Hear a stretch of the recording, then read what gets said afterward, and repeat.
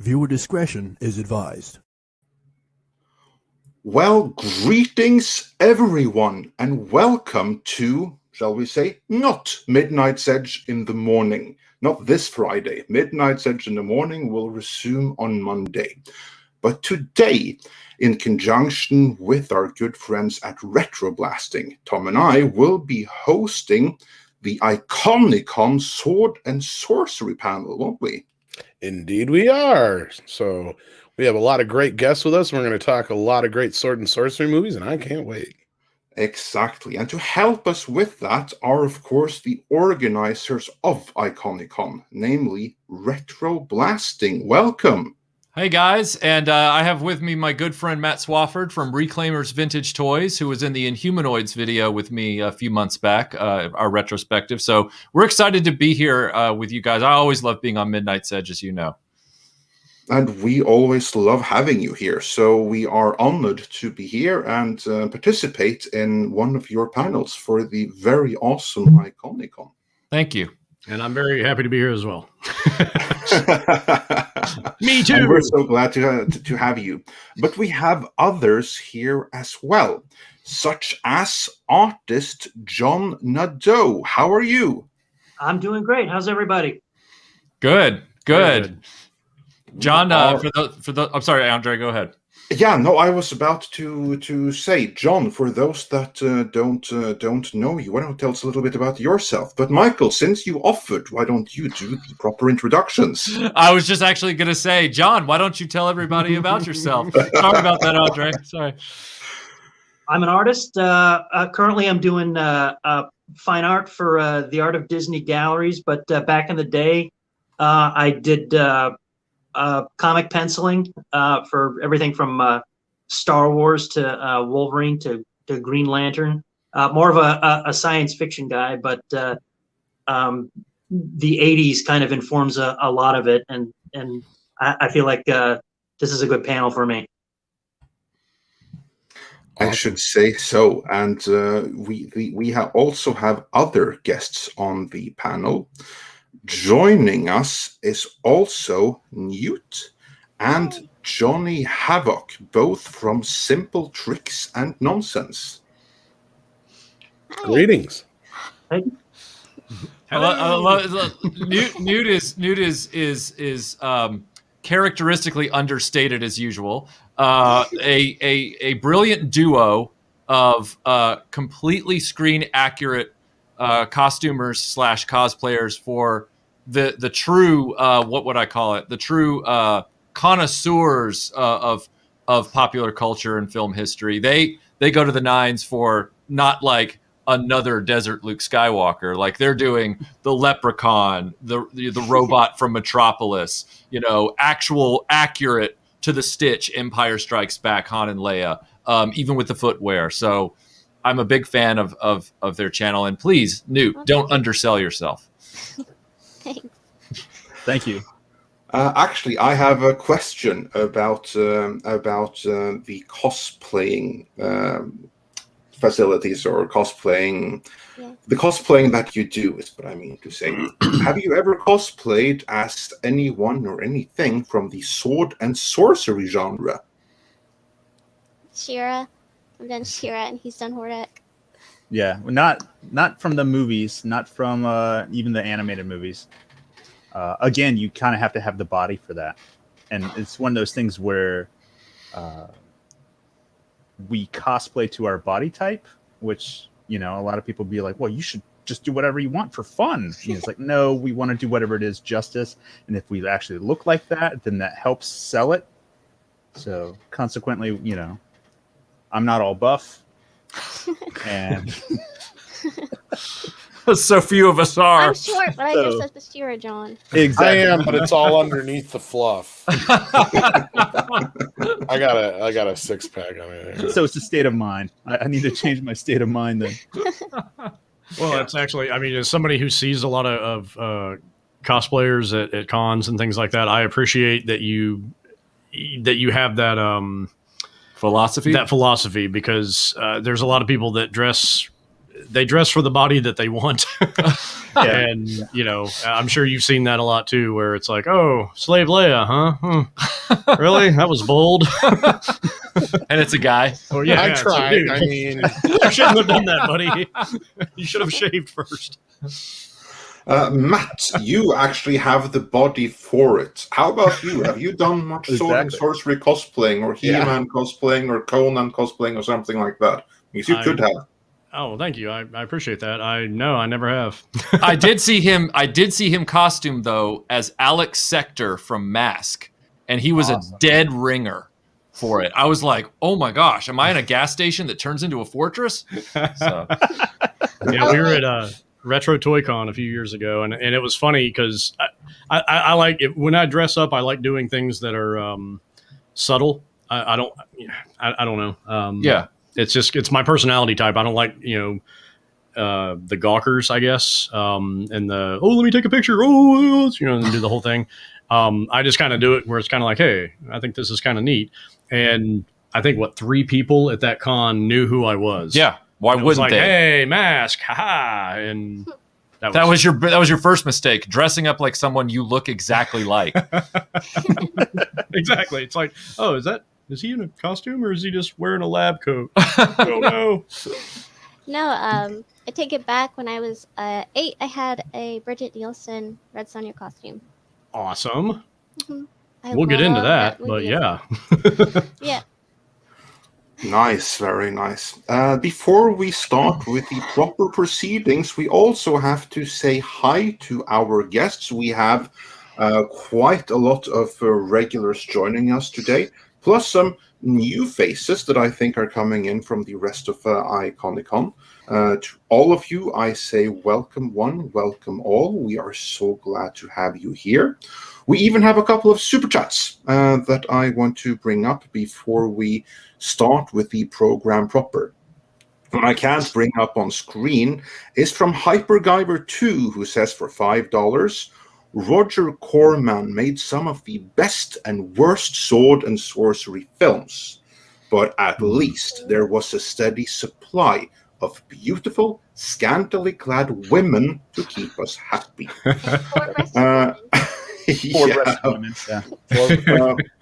Always, take out Sword and Sorcery in that line and it's still accurate, but yeah. Yeah, agreed. Well, it was kind of necessary for Sword and Sorcery, though. But Corman found a way in any event, and we are going to get into Corman as we get into proceedings here.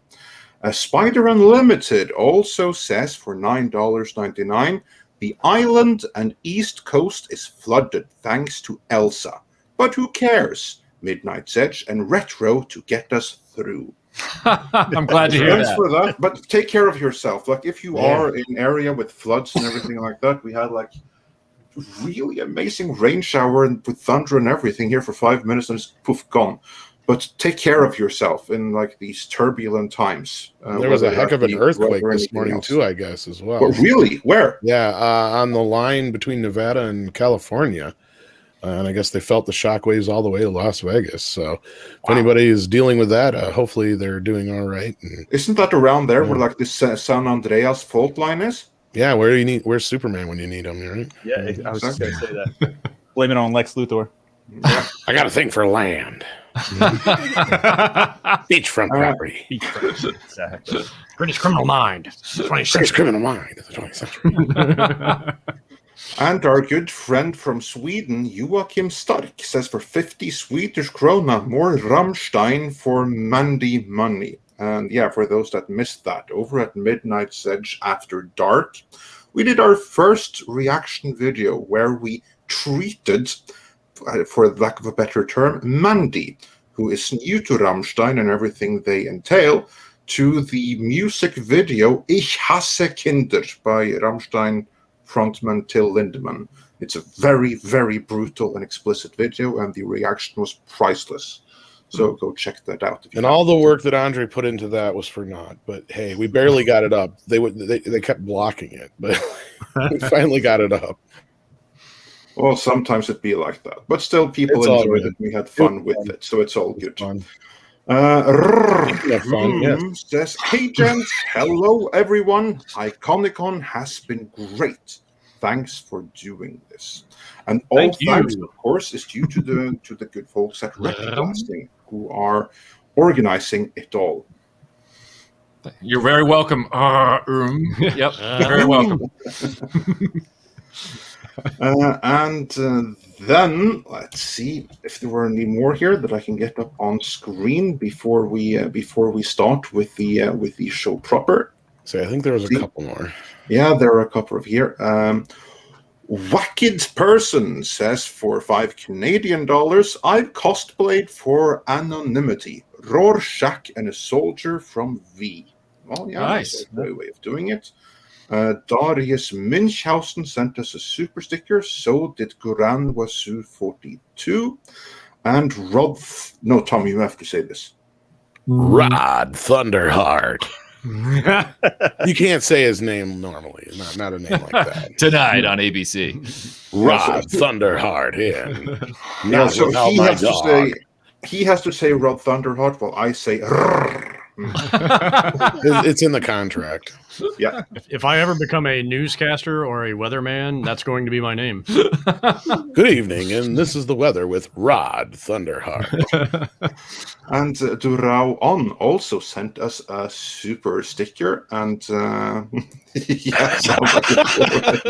You'll have that.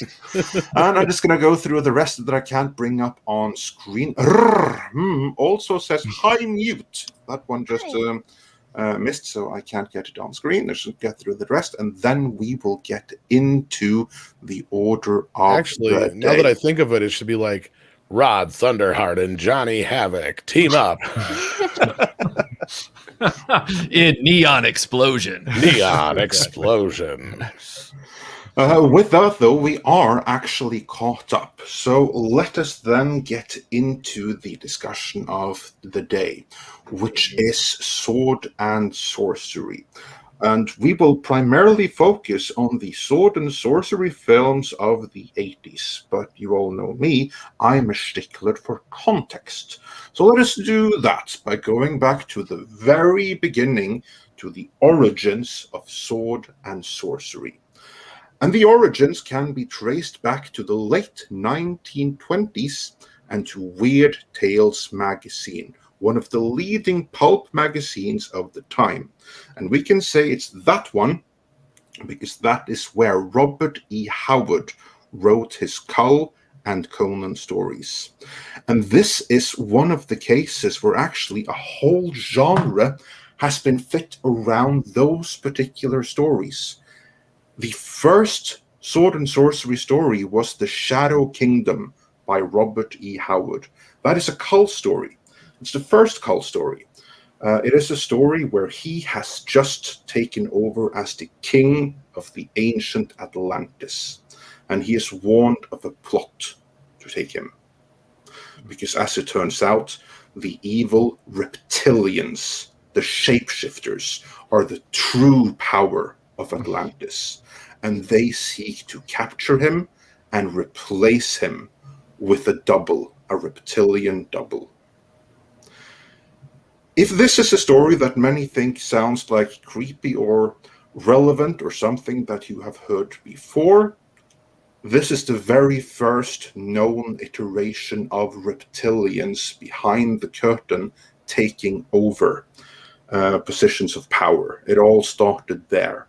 And this also started everything that has to do with snake men and fighting against them with swords, fighting the ancient evil coming back, a hidden power, using nothing but the power of steel, which is something we would also see in Conan and every other knockoff that came later. Of course, not all were knockoffs. You had like other things that really brought something new to it, like Michael Moorcock's Elric, who was the opposite of Conan in every single way. Where Conan was strong, Elric was weak. Where Conan was the fighter, that for him, a sword was just a tool. Elric was nothing without his sword.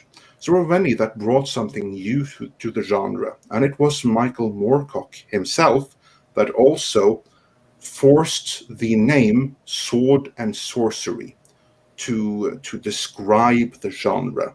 And the genre became much more popular from the 40s up until the 80s, when many of these stories were reprinted in the magazines, not just magazines, but like the trade paperbacks at the time.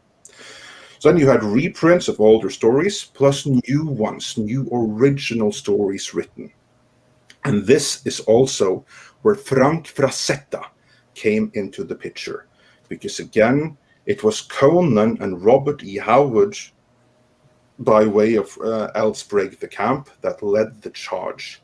And it was the artwork by Frank Frazetta that made these sell millions. Not only that, all the copycats, whether they be from Robert E. Howard himself or other authors, also commissioned Frazetta and other authors like him to do these beautiful, beautiful painted artwork. And these were instrumental in these kinds of books selling millions and millions of copies. And this also caught the attention of Hollywood and the Hollywood producers. So from the 60s, well, arguably from the 40s, they started making movies that, in retrospect, you can call sword and sorcery, but the genre didn't really come on its own until the 1980s. That's when sword and sorcery really took off on film, and when they also used the same idea that worked so well for the paperbacks: have these beautiful painted posters to sell the movies. Movies that didn't always live up to the promise of the posters. Some did, many others didn't. With that, it's time to start discussing the movies of the 80s. But first, is there anything that wants to add something to the history of sword and sorcery? Like, for instance, have you read any of the books? Anyone? What are your favorite sword and sorcery memories or recollections outside of the movies? I read the books when I was growing up in the UK, and I read both E. Howard and L. Sprague de Camp selected works. I didn't read all of them, but I had read a number of them, and because of in direct connection to the Marvel comics, making me aware of Conan as well as the Arnold Schwarzenegger films. Really loved the genre. And that's why I started seeking out the source material, not knowing at the time that L. Sprague de Camp was, a follow-up author to Robert E. Howard. So yeah, I loved those books growing up. Yeah, I got Conan mostly through the comics, the Savage Sword, like pulp magazine that Marvel did in the I think late 70s, early 80s, through the 80s, and that was just month after month of just great new Conan stuff by great artists. Yeah, same. My dad had the Savage World of He-Man comics, a few of those when I read those when I was a kid. So. Oh, they were amazing, especially the artwork. Mm-hmm. I grew up in a household where my aunt and my father were both into movies and sci-fi and fantasy and stuff. So this kind of stuff was laying all around. And my dad was super young, and he didn't care how young I was, but he would take me to go see whatever was playing. So I saw Blade Master, I saw Conan, I saw Beastmaster opening weekend. And I never read any of the books or anything. My introduction to all of this was Conan the Barbarian and Beastmaster on HBO. And that is actually a very fine introduction right there also. Tom, how about you? Oh, I mean, my introduction was probably through He-Man into Sword and Sorcery. And then from there, as I got older, just, stuff that looked like He-Man or felt like He-Man. And then eventually, I got deeper into Conan. I should rephrase that. I got more into Conan, of course, after meeting you and learning more about the character and all the background and stuff like that. But yeah, no, I've always been partial to anything that has swords and fantasy and dragons and monsters, and everybody knows I love rubber creatures. Well, as you can see, I got one sitting behind me here. So yeah, anything with stuff like that in it, I'm game. So yeah, stuff like this definitely fell into my my purview of entertainment. Exactly. And for me, as you mentioned, He-Man was my gateway. I'm a child of the 80s. I grew up with He-Man. And as I sometimes like to say, He-Man is my Star Wars, because I didn't discover the real Star Wars until it was too late to get into it. So He-Man shall forever be my Star Wars, and that is what led me to Robert E. Howard, to Conan, by way of the comics, actually.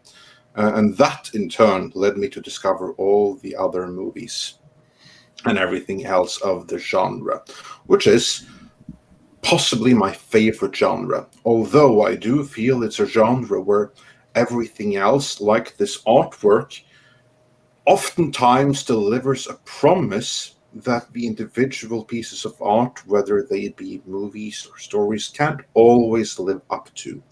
This is especially true of many of the movies that came out for the genre. So with that, let us begin with the Sword and Sorcery of the 80s.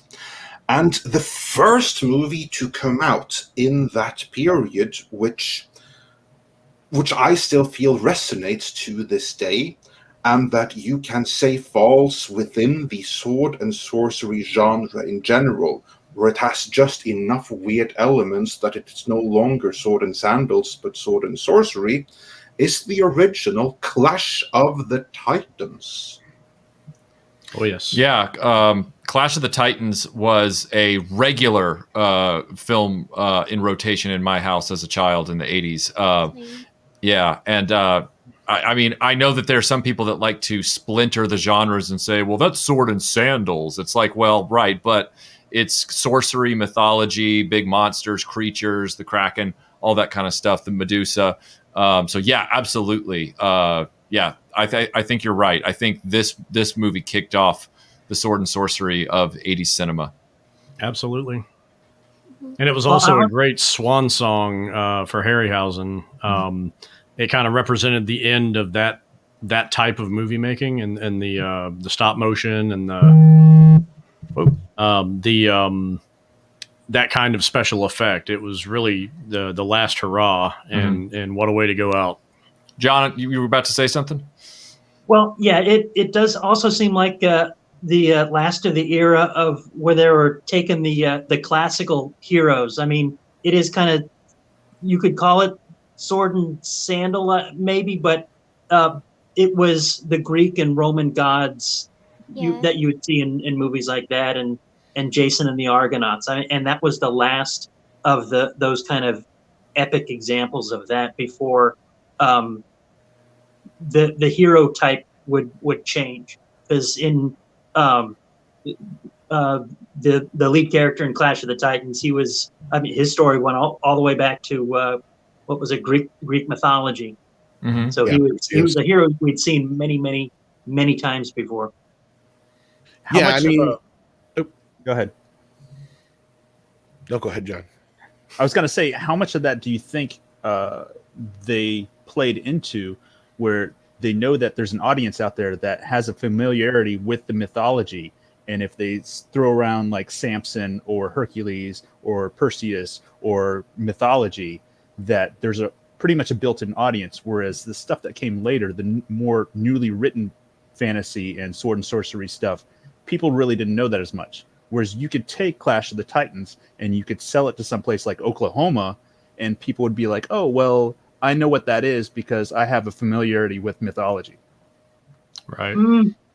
Hard to say what the breadth of knowledge of the classics they had in Oklahoma, but I kind of feel like that was if that was a big driver of the success of movies like that, we'd have been seeing more of that afterwards. And I think that's like the last of a dying breed.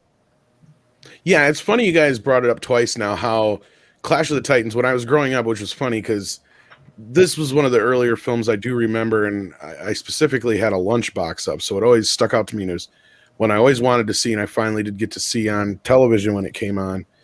And I think you guys are right. It feels like a movie that was shot and done pre-Star Wars, but it didn't come out till 4 years after. And I think the key to that is Harryhausen, the storytelling, and the way it's shot. And it is kind of an end of an era feeling kind of film.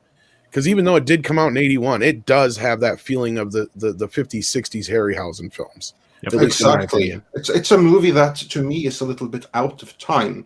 Because I remember the first time I saw it, I caught it on TV. And then when I read it came out in 81, I couldn't believe it. There has to be some mistake. Surely this came out in 61, because it looks just like Jason and the Argonauts with skeleton warriors and everything. But I would say that this is very much so a transitional movie. It's the movie that, in a way, was the transition between the movies that you generally would refer to as Sword and Sandals, maybe with some Harryhausen elements to them, and the much more overblown Sword and Sorcery. To me, this is the transition between the two. Yep. Now Michael, I was going to say, I noticed you have the film as well, and I'm curious to hear what you felt about it growing up.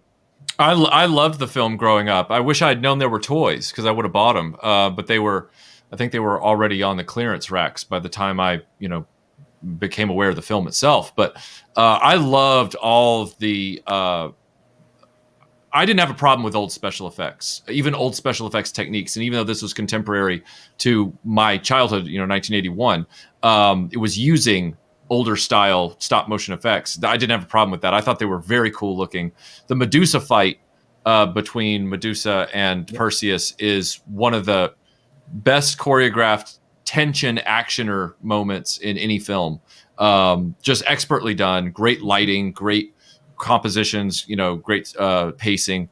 I know that some people love to sit there and say, well, sometimes Calabac, when he was shown full body, didn't look, very married up with the rest of the film. But I don't really see it that way. I see it as a feat to finally realize some of these mythological creatures in live action. And I think they did a great job with the whole film. I really no idea what you're talking about. You what? No idea what you're talking about. Looks fine to me. Totally realistic. Quit ruining the illusion. I'm not even saying that I have a problem with it. I'm picking. Yeah. I think the only one that looked a little off was the Pegasus. Because that's a creature you see every day. So when it's a little off, you notice it. But with the fantastical creatures, it's more convincing. Right. Yeah. Yeah, for some reason, Harryhausen with Pegasus, you're right. He seemed very flimsy. And at that point, stop motion had gotten really good with animals. Like, just go see like Rudolph the Red-Nosed Reindeer, for instance. Those they walk correctly and they look like animals. That I agree. That's the only one that kind of stuck out to me. But the Kraken looked beautiful. Bobu, all the other stuff, or Bubo, however you say it. I can't remember. Did I say it wrong? Bubo. You understand those clicks and wheezes? Yeah. Well, when you see the Kraken move, it's so otherworldly that you kind of buy that's how that thing would move. Yeah. But yeah, it's jarring when you see like full body Calibos going.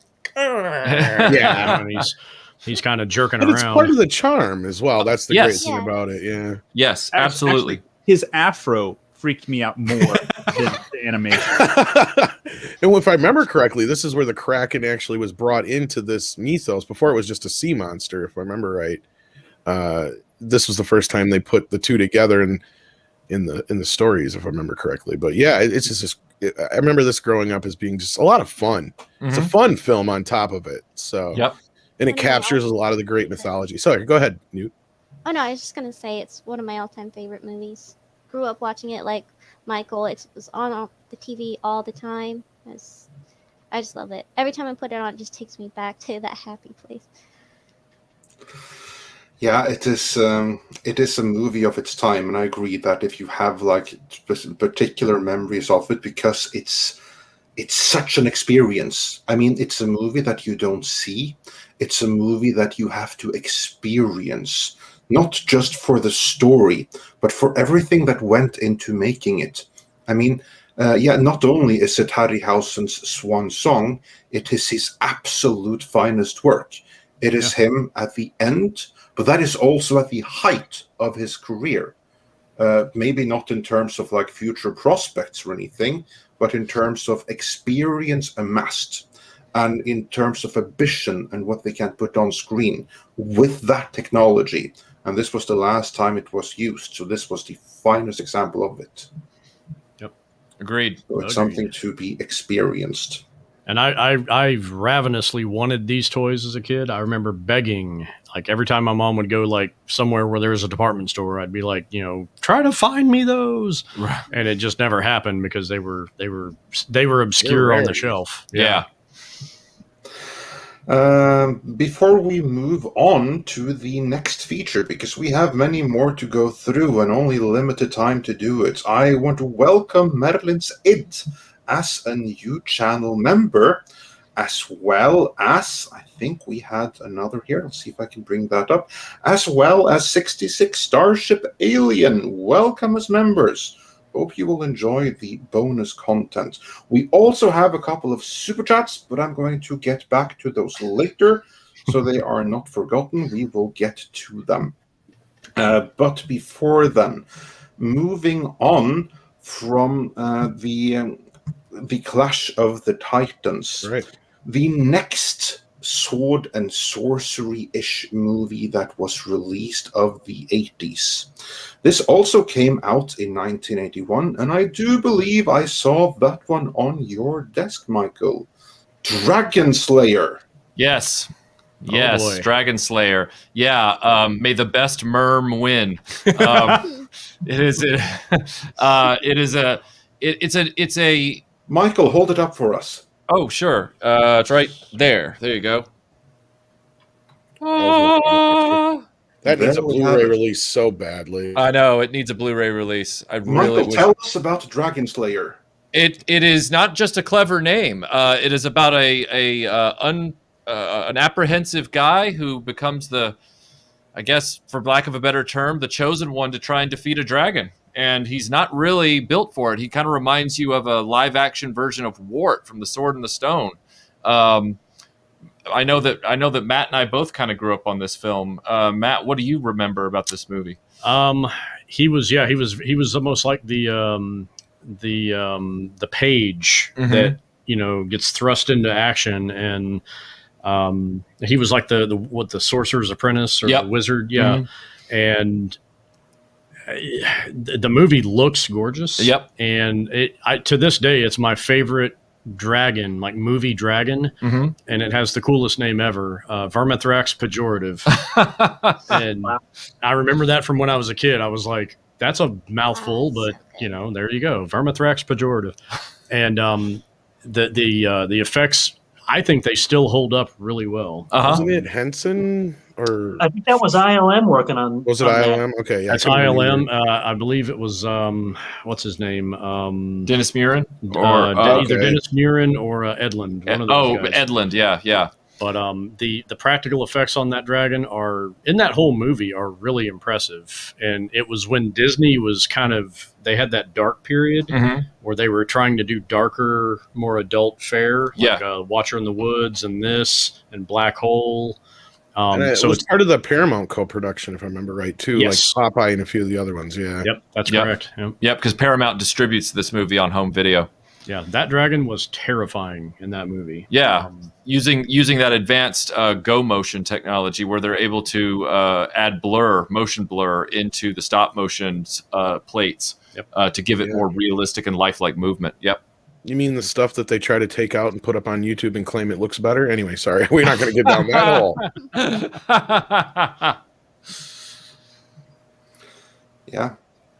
Yeah, this is one I have not seen in many, many years, but I remember loving, and I know it's available in streaming in HD, but it's a really poor quality. Yeah, it's not great. Yeah, I've done better with my DVD of it in widescreen, just kind of upscaled. It's not perfect, but at least it's got a consistent bit rate to it. But yeah, sorry, go ahead. Oh, I was just going to say, this is one of the better of the genre, one of the better examples anyway. I was going to say that's all. Yeah. Yeah. Well, and I would like to say too, the cast for this movie is other. I mean, Ralph Richardson plays the old wizard, and he's kind of the to me he's the junior varsity John Gielgud, and he's great in it because he's a fantastic actor. I feel like the rest of this cast is one of the most boring of any movie I've ever seen. They're all just blah. Like you don't care about any of these characters. Right. At least I don't. When I watch it, it's just like, get to the dragon, get to the dragon. Yeah. But Yeah. Newt, is this a movie that you have seen? Yes, I watched it when I was very little, and then I recently just rewatched it. I really liked it. I love the dragon in it. Yeah. It's when the dragon's in the cave and it's walking on its knuckles, like a bat does. Good. That is so cool looking. Yep. Mm-hmm. I love how deliberate they are with revealing that dragon too. It's very, very. They build the tension so well. Yeah, they really built up to it. That reveal. John, how about you? Is this a movie you're familiar with?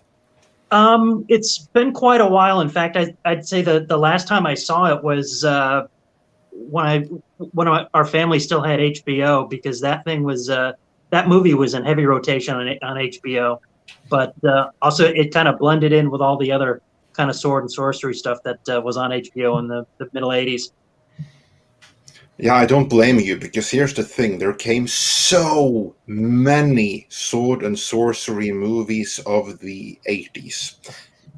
And to be perfectly honest, most of them are kind of forgettable, and they will blend together. Right. So here we are going to focus on the ones that one way or the other stands out from the crowd. And there really was a crowd. Yeah, there really Here's the was. thing. Yeah. Because these are movies that could be done relatively on the cheap, because many quickly decided that you don't really have to build any elaborate sets or something like that. Like throw up a tent or something and go film in the wood and you're set. Especially if you're able to do that in Argentina or in Italy or some other places where they have like advantageous production deals. So you got quite a lot of sword and sorcery movies where most of the money was spent on the poster art. So I don't blame anyone for things mixing together. Yeah, if you could get a village and a pyramid made of 2x4s, you could have a sword and sorcery movie in the early 80s, and Roger Corman proved that, basically. Yeah. Yes, and we are going to get into Roger Corman very soon, because he will enter the fray. Not yet, though. We are still in 1981. Yeah, it was quite a year. So the boom hasn't happened where sword and sorcery is concerned, but it's getting there. It's getting there. First, I also have to welcome Tim Hayes as a channel member and as a Patreon. So, well, thank you. And let's see if I can bring up a super chat or two. Mihon says, "Oh, Tom, tell us about how deep you got in He-Man." No, I'd rather not. And In Hot Water says, "McConaughey tried to kill a dragon with an axe." He did indeed, but it wasn't in the 80s, so that's a little bit beyond the purview of this. But I agree that Dragon Slayer would have been amazing if you could like teleport Matthew McConaughey and his axe into it. That would have been something. Did you ever kill a dragon with an axe? It'd be cool if you did. That's the thing about dragons, man. I get older, they stay the same age. That's right. And I have a couple of other super chats that I can't bring up on screen, but they're comments about the earlier movies. You're just going to have to listen to me as I read them here. Let's see. Stephen Alton says for $10, "Hey, panel and chat. A couple of years ago, I took a friend's son trick-or-treating, and I dressed as John Rissy character from Person of Interest. Everyone thought I was a mortician." Very cool story. And Wicked Person says for $5 Canadian, "How much of the porny look to the movies is due to using Boris Vallejo and Frank Frazetta art on the covers of the books starting in the 70s? I think a huge part of it. I think it's everything. Yeah. Well, I think that became a thing. Is as long as you had a exploitative cover with the buxom slave girl type thing and a sword, and you had to have the hero all oiled up. As long as you had that and it was it looked like an oil painting, then that was people would rent your movie. They would go to your movie. And like we said earlier, it's like as long as you had a village and like a little cardboard castle, as long as you alluded to a dragon, they'll watch it. Yeah, I'm loving Andre and Tom. Doug strikes again, and I love how he made Andre Bubo and gave him a gun. That is very nice. Giving him the gun part.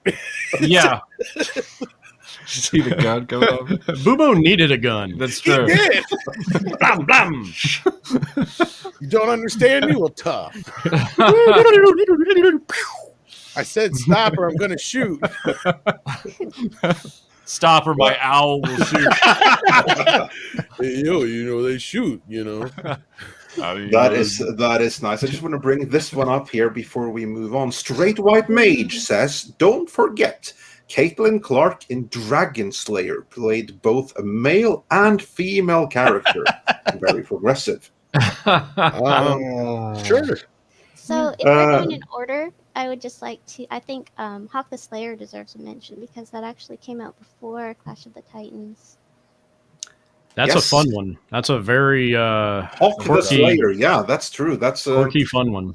Yeah. It is indeed Hawk the Slayer, the British movie from 1980. So yeah, going way back here. Why don't you tell us about Hawk the Slayer? That's a movie I really like that not a lot of people know about or just don't like if they haven't seen it. Is that one you own, Michael? Do you own that one on DVD? I have wanted to pick it up, but I can't remember. There's some of those movies that I've tried to get. Like I have Yor, the Hunter from the Future, but there's one or two of them, and I never can keep them straight, that are out of print. And so I need to go look and see if Hawk the Slayer is one of those, or if it was Ator that's the one that's out of print. I can't remember. It had one of the coolest swords, I think. Mm-hmm. One of the first magic swords. Yeah. It had the sword with like the fist, and it was like holding the green gem or something. Yeah. Mm-hmm. Yep. That one had a very disco soundtrack too. It was a lot of beeps and pew pew pew. That one, the one where I was like, "What's Han Solo doing in a primordial world?" Han Solo versus Jack Palance. Yeah. Now I want to see this movie. Oh, it's something. You should watch the trailer. 'Cause I remember the thing I remember most about this is the trailer where it's like the heavy movie guy where he's like, he says Jack Palance's character. He's like, "Voltan, the devil's agent," and like it's Jack Palance with like an eye patch, and it's glorious. Yeah, it is indeed glorious. But we have a number of other movies to go through here, and only so much time to do it. So again, we will do Super Chats afterward. Carry on, Newt.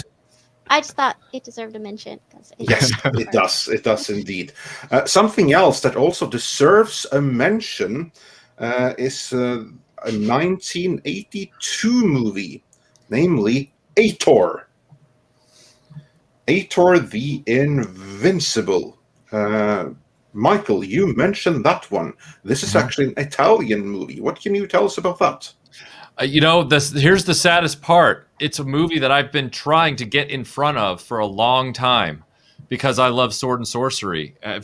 Matt, have you seen Ator? Oh, yes. Okay. Oh, See, yes. this is why I have Matt with me, because he's gotten in front of these when I have not been successful. Tell us about Ator. Ator's most. I feel like he's most well known for being riffed by Mystery Science Theater, and they called it Cave Dwellers. I can't remember which Ator movie it was. I think it was Ator the Fighting Eagle. Fighting Eagle. Yeah. And So it looks like there's a couple of them. Yeah. Yeah, he Miles O'Keefe always plays Ator, and he I don't know if this was before or after he played Tarzan. Mm-hmm. But he, I mean, in the movie, it's very Italian. It's very dubbed. It's very low budget. It's an experience. I mean, Miles O'Keefe was in great shape in this movie. That's one of the best things I can say about it. He is a specimen in these movies.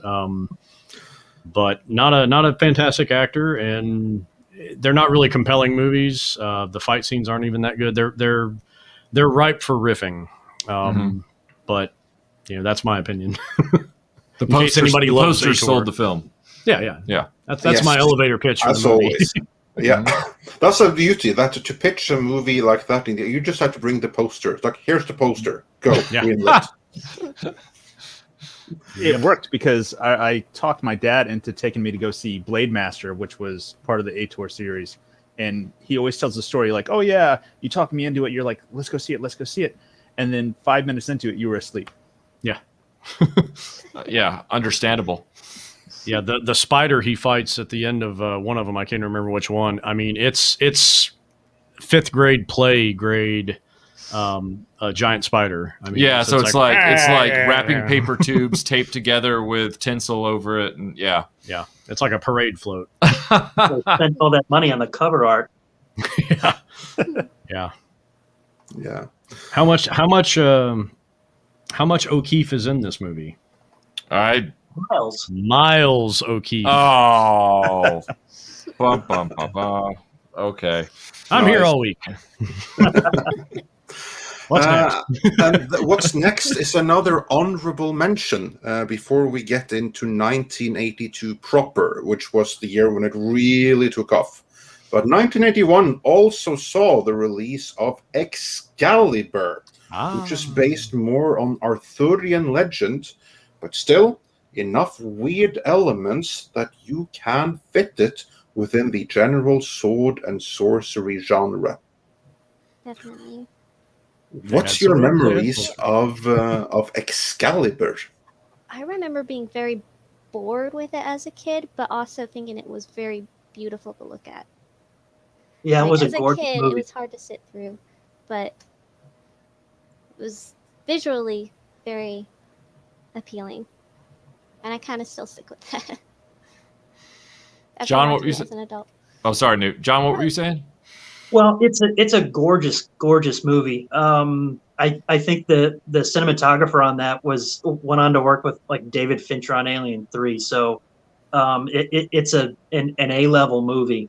But it did seem kind of bogged down with really needing to check a lot of boxes because they were basically giving us a bunch of English literature, a lot of old Arthurian legend stuff. And I got the feeling like, even though it was kind of episodic, a tiny part of me, especially as a kid, felt like I was getting a history lesson to go with it. Yeah, what I love the most about that movie, it's gorgeous. I think it's John Borman's best work. The armor, the chunk and the clink of all that armor and the way they fight in it, I don't think I've ever seen in another knight movie or sword and sorcery movie. It's so like visceral and just clunk clunk, and they don't romanticize fighting in that stuff. At one point, like one guy gets hit with a sword, and I mean he's hitting him on the metal, and you just see like blood like squirt out, or it's just like ka-kunk. Like that doesn't. It just keeps you from dying. It doesn't really stop the blade. Right. Yeah. But I love how tactile that movie is. Yeah, they really knew how to light the armor in that movie. Yep. It was so beautiful. The J.J. Abrams school of Sir Lens Flare. Way better than J.J. Abrams ever could. All And right. Well, there was a then- few that came out in between there, but I know you are going to get to a specific one. But I think some that deserve some mentioning anyway are stuff like Heavy Metal was one that came out in that era.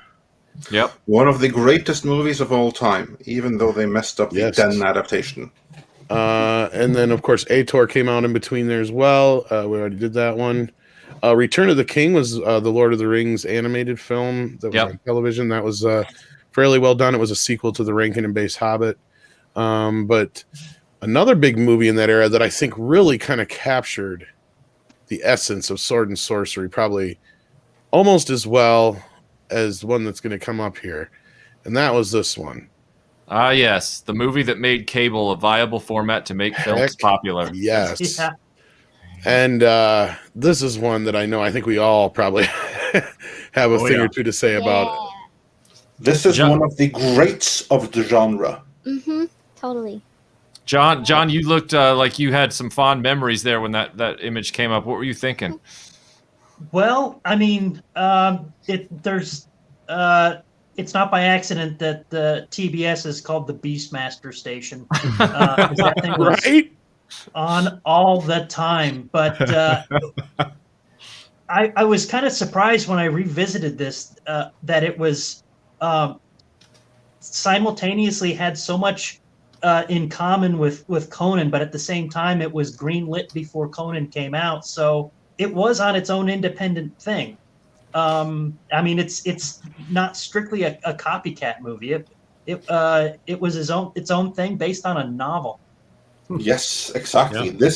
This is many of the movies, like so far, none are direct Conan clones. They will come later, but this is one that deserves kudos. Is that unlike many of the other sword and sorcery movies of the 80s, which were original stories, this is an adaptation of an earlier book.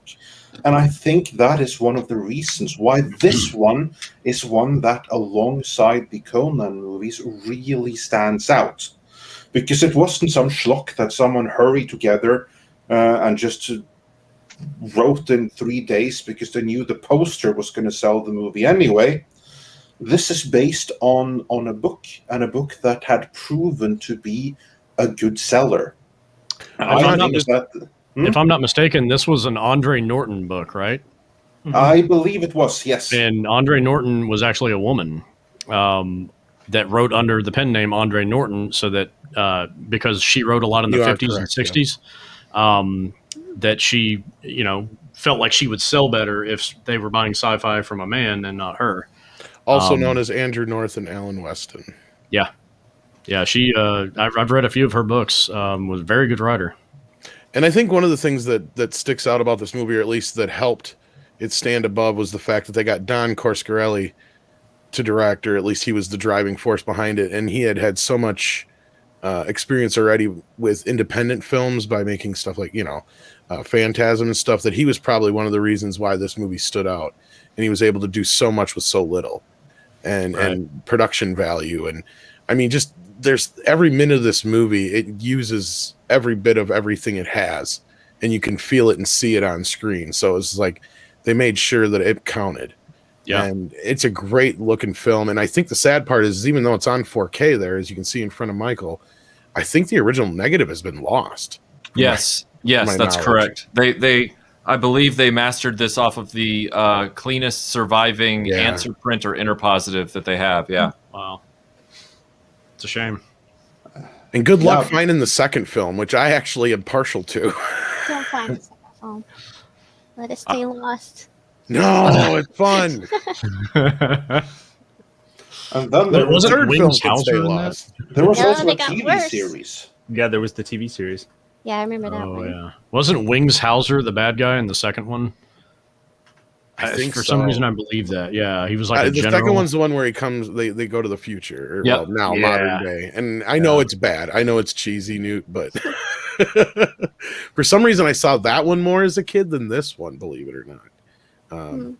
But yeah, this of course is the superior film by far. Right. Absolutely. This one is really is one of the highlights of the genre, but there are issues with it. Merlin's Id points out for $5, not so fun fact about Beastmaster. Yeah. The tiger actually died because the black paint was toxic. Yep, that's true. Yeah, I can't officially refute that, but I did listen to a podcast on Beastmaster a few months ago where they talked to, I believe it was Don Coscarelli. It was either him or one of the producers or something, and they explained what actually happened with the tiger, and that kind of became an urban legend that it was the paint, but it was something else. It was still negligent, but it was more of an unfortunate accident that happened. But again, that could have been him, saving face. Was it related to the film, or was it just related to the tiger's keepers? It was something to do with the handling of the tiger, but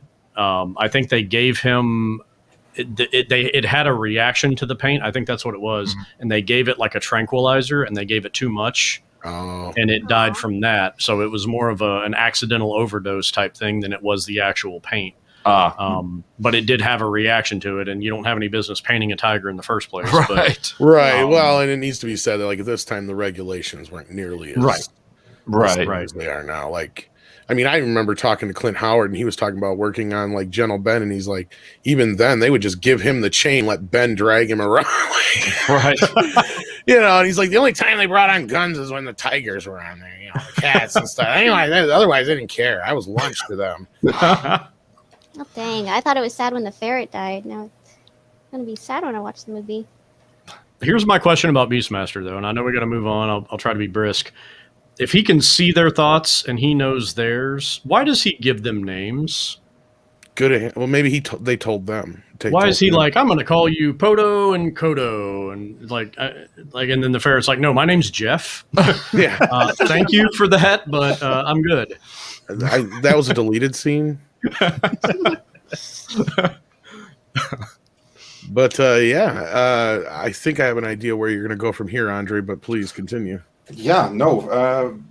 All I will say is that this thing here was in no way, shape, or form a Conan ripoff. This is something that, alongside Conan, stands to me as the highlight of the entirety of the Sword and Sorcery movies of the 80s, and therefore of the Sword and Sorcery movies, period.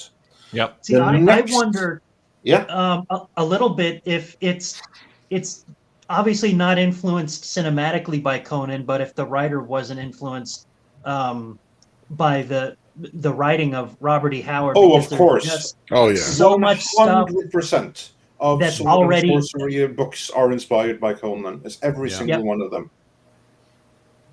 Yeah, I'd say definitely.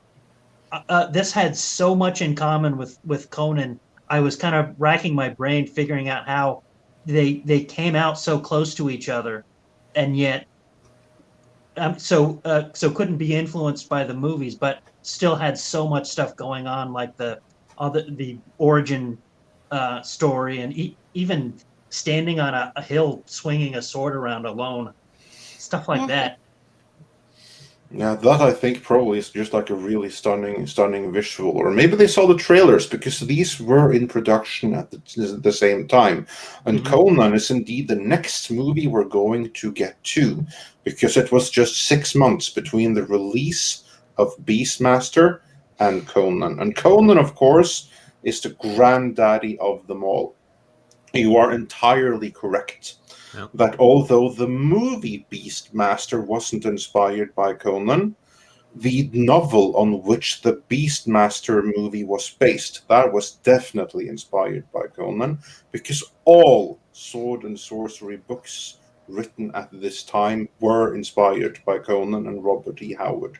100%. I mean, the whole genre was based on the writings of Robert E. Howard. Everyone else kind of just followed in with what he did. But still, it took a long time to get the Conan movie made. It's like 50 years, or more than 50 years, in between the invention of the Sword and Sorcery genre and Howard writing his stories and the Conan movie. And it was a pit stop by the comics. The comics actually were the ones that were what triggered the movie to happening in the first place, which is something that we have covered extensively in our retrospectives on Conan. But 1982 saw the release of Conan the Barbarian. What are your memories of that? I don't want to. I would love to hear everybody else's thoughts on this. So I'm just going to sit back and enjoy the ride. Johnny, let's begin with you. Yeah. It was leading up to it. It was everywhere because you could see in Starlog magazine or Epic magazine, there was just and if you those were old newsprint magazines, so you're looking at these little thumbnails and it's the worst resolution possible, but they were just hyping it up so much because everybody was getting so excited for this. And I remember seeing those in grocery stores and being like, what is this? But again, like I said, with my family, we were there almost right away to see this. And John, how about you? Any memories from or like your first memories of this movie?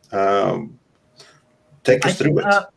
For me, I didn't see it until it rolled back around on HBO. But when the movie itself came to theaters, was the first time I'd heard Arnold Schwarzenegger, and Arnold Schwarzenegger appearing in American culture was like this weird phenomenon. It was like an alien landing.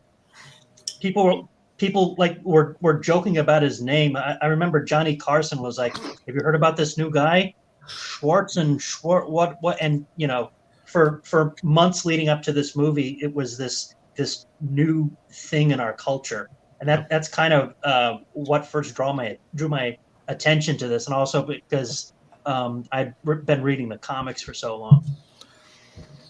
I remember loving this film and it being kind of a thing where I could only watch it on TV at first because it was a rated R film when it came out, and so I couldn't rent it. I had to wait for a TV edited broadcast to see it. But what I really remember the most about this movie was after I got to a certain age in the mid-90s, I begged my parents for Christmas for a Laserdisc player. And of course, I got the Star Wars, Indiana Jones films, Back to the Future. But I also went out and got Conan, the Laserdisc on widescreen Laserdisc, and I finally got to see the whole movie without any interference from television censors or anything like that.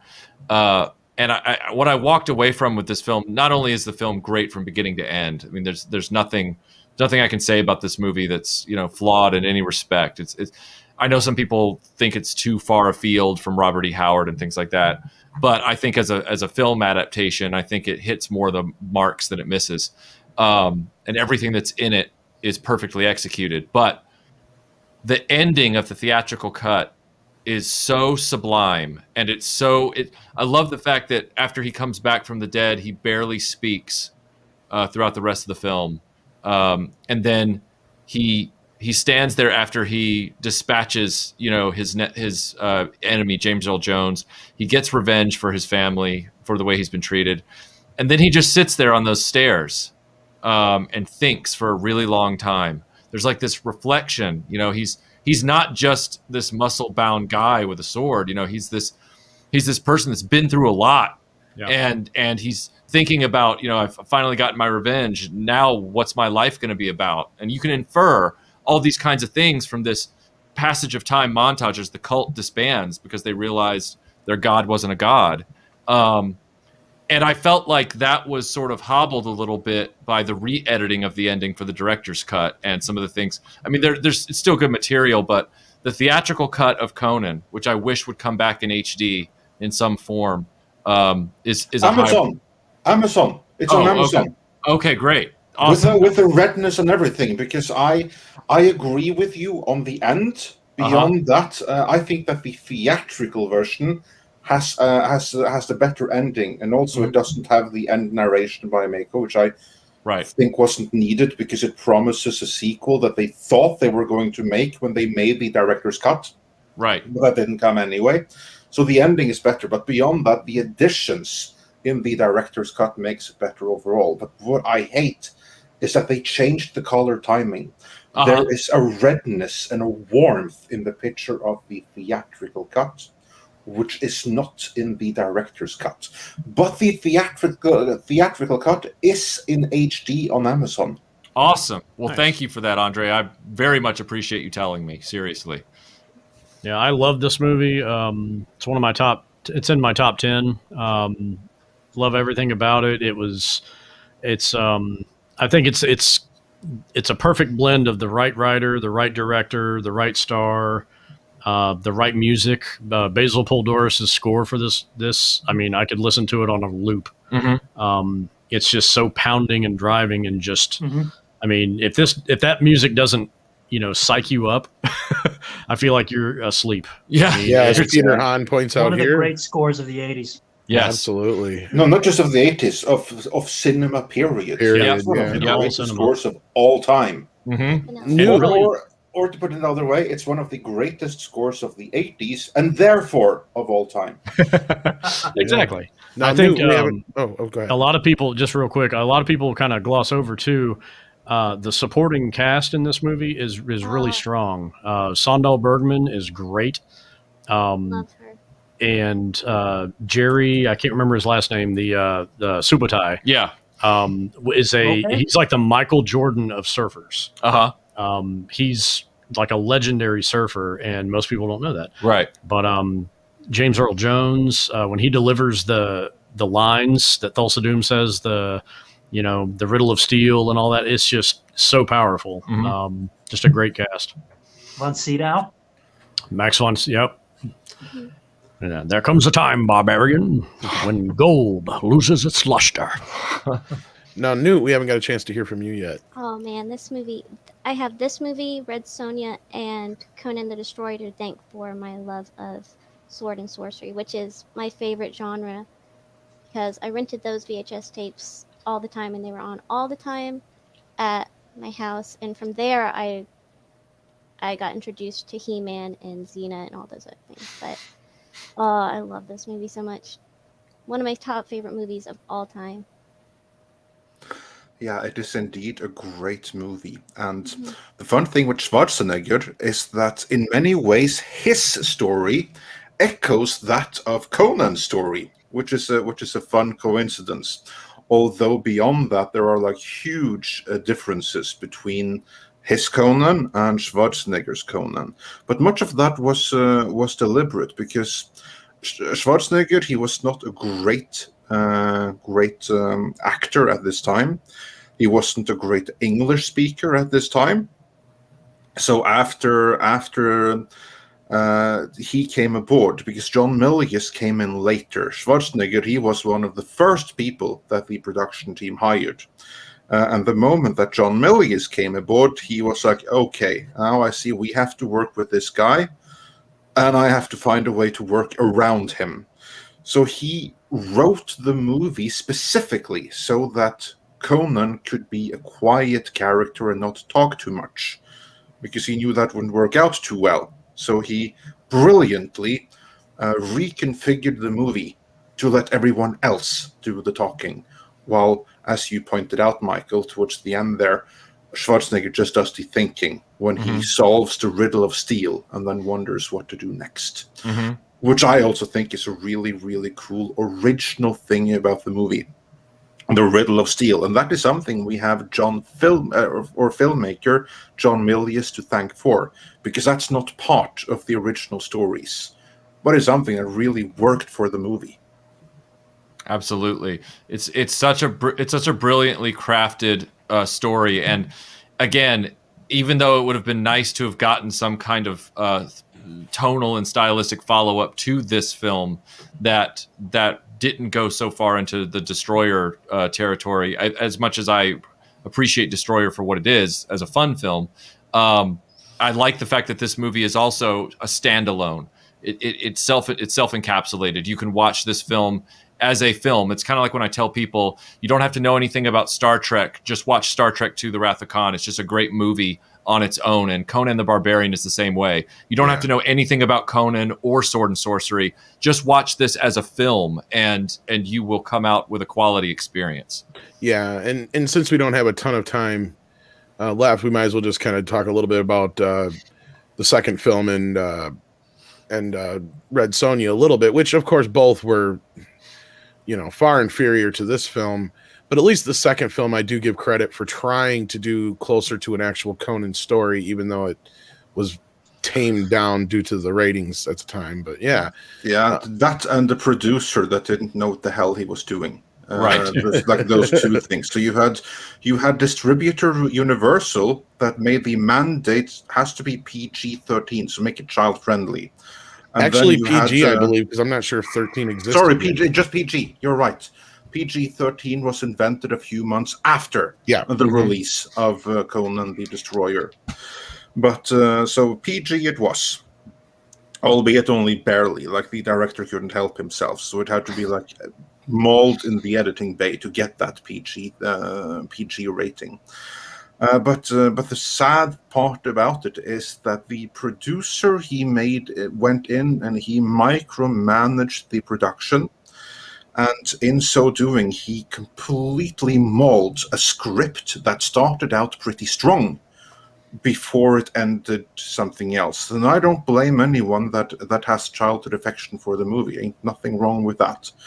But it is not the movie that it could have been.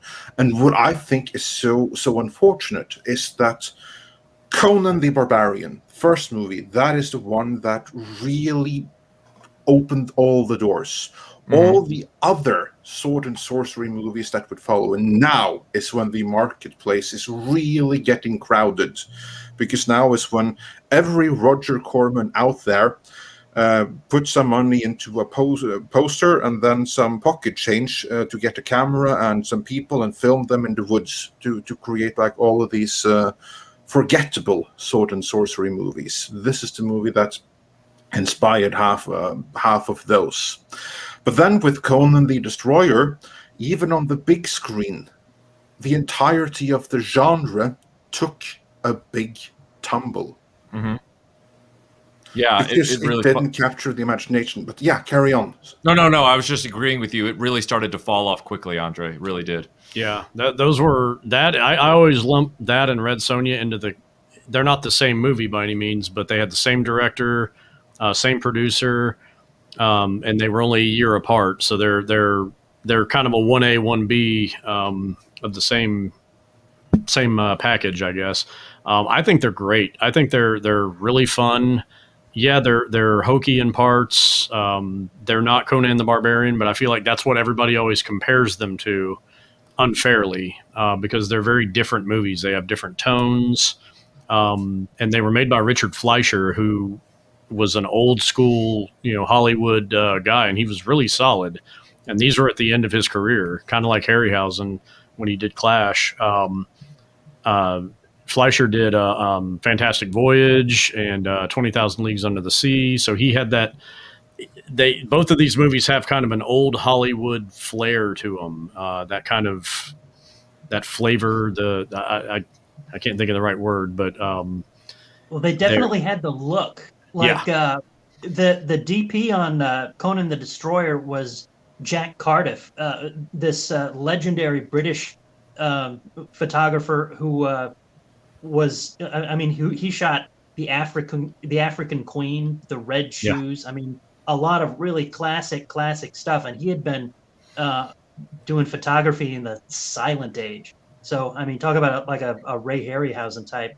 Yep, they had a good pedigree on. At least on the photography of this one. Absolutely. So there was some serious talent there, but there also were some people that should have been far away.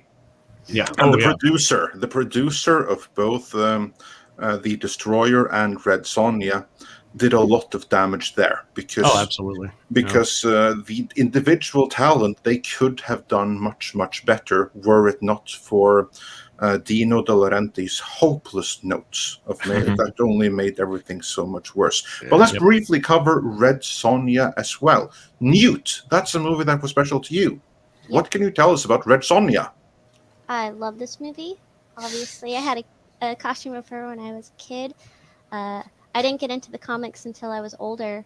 I think it's a lot of people diss this movie, and I don't think it deserves all the hate it gets.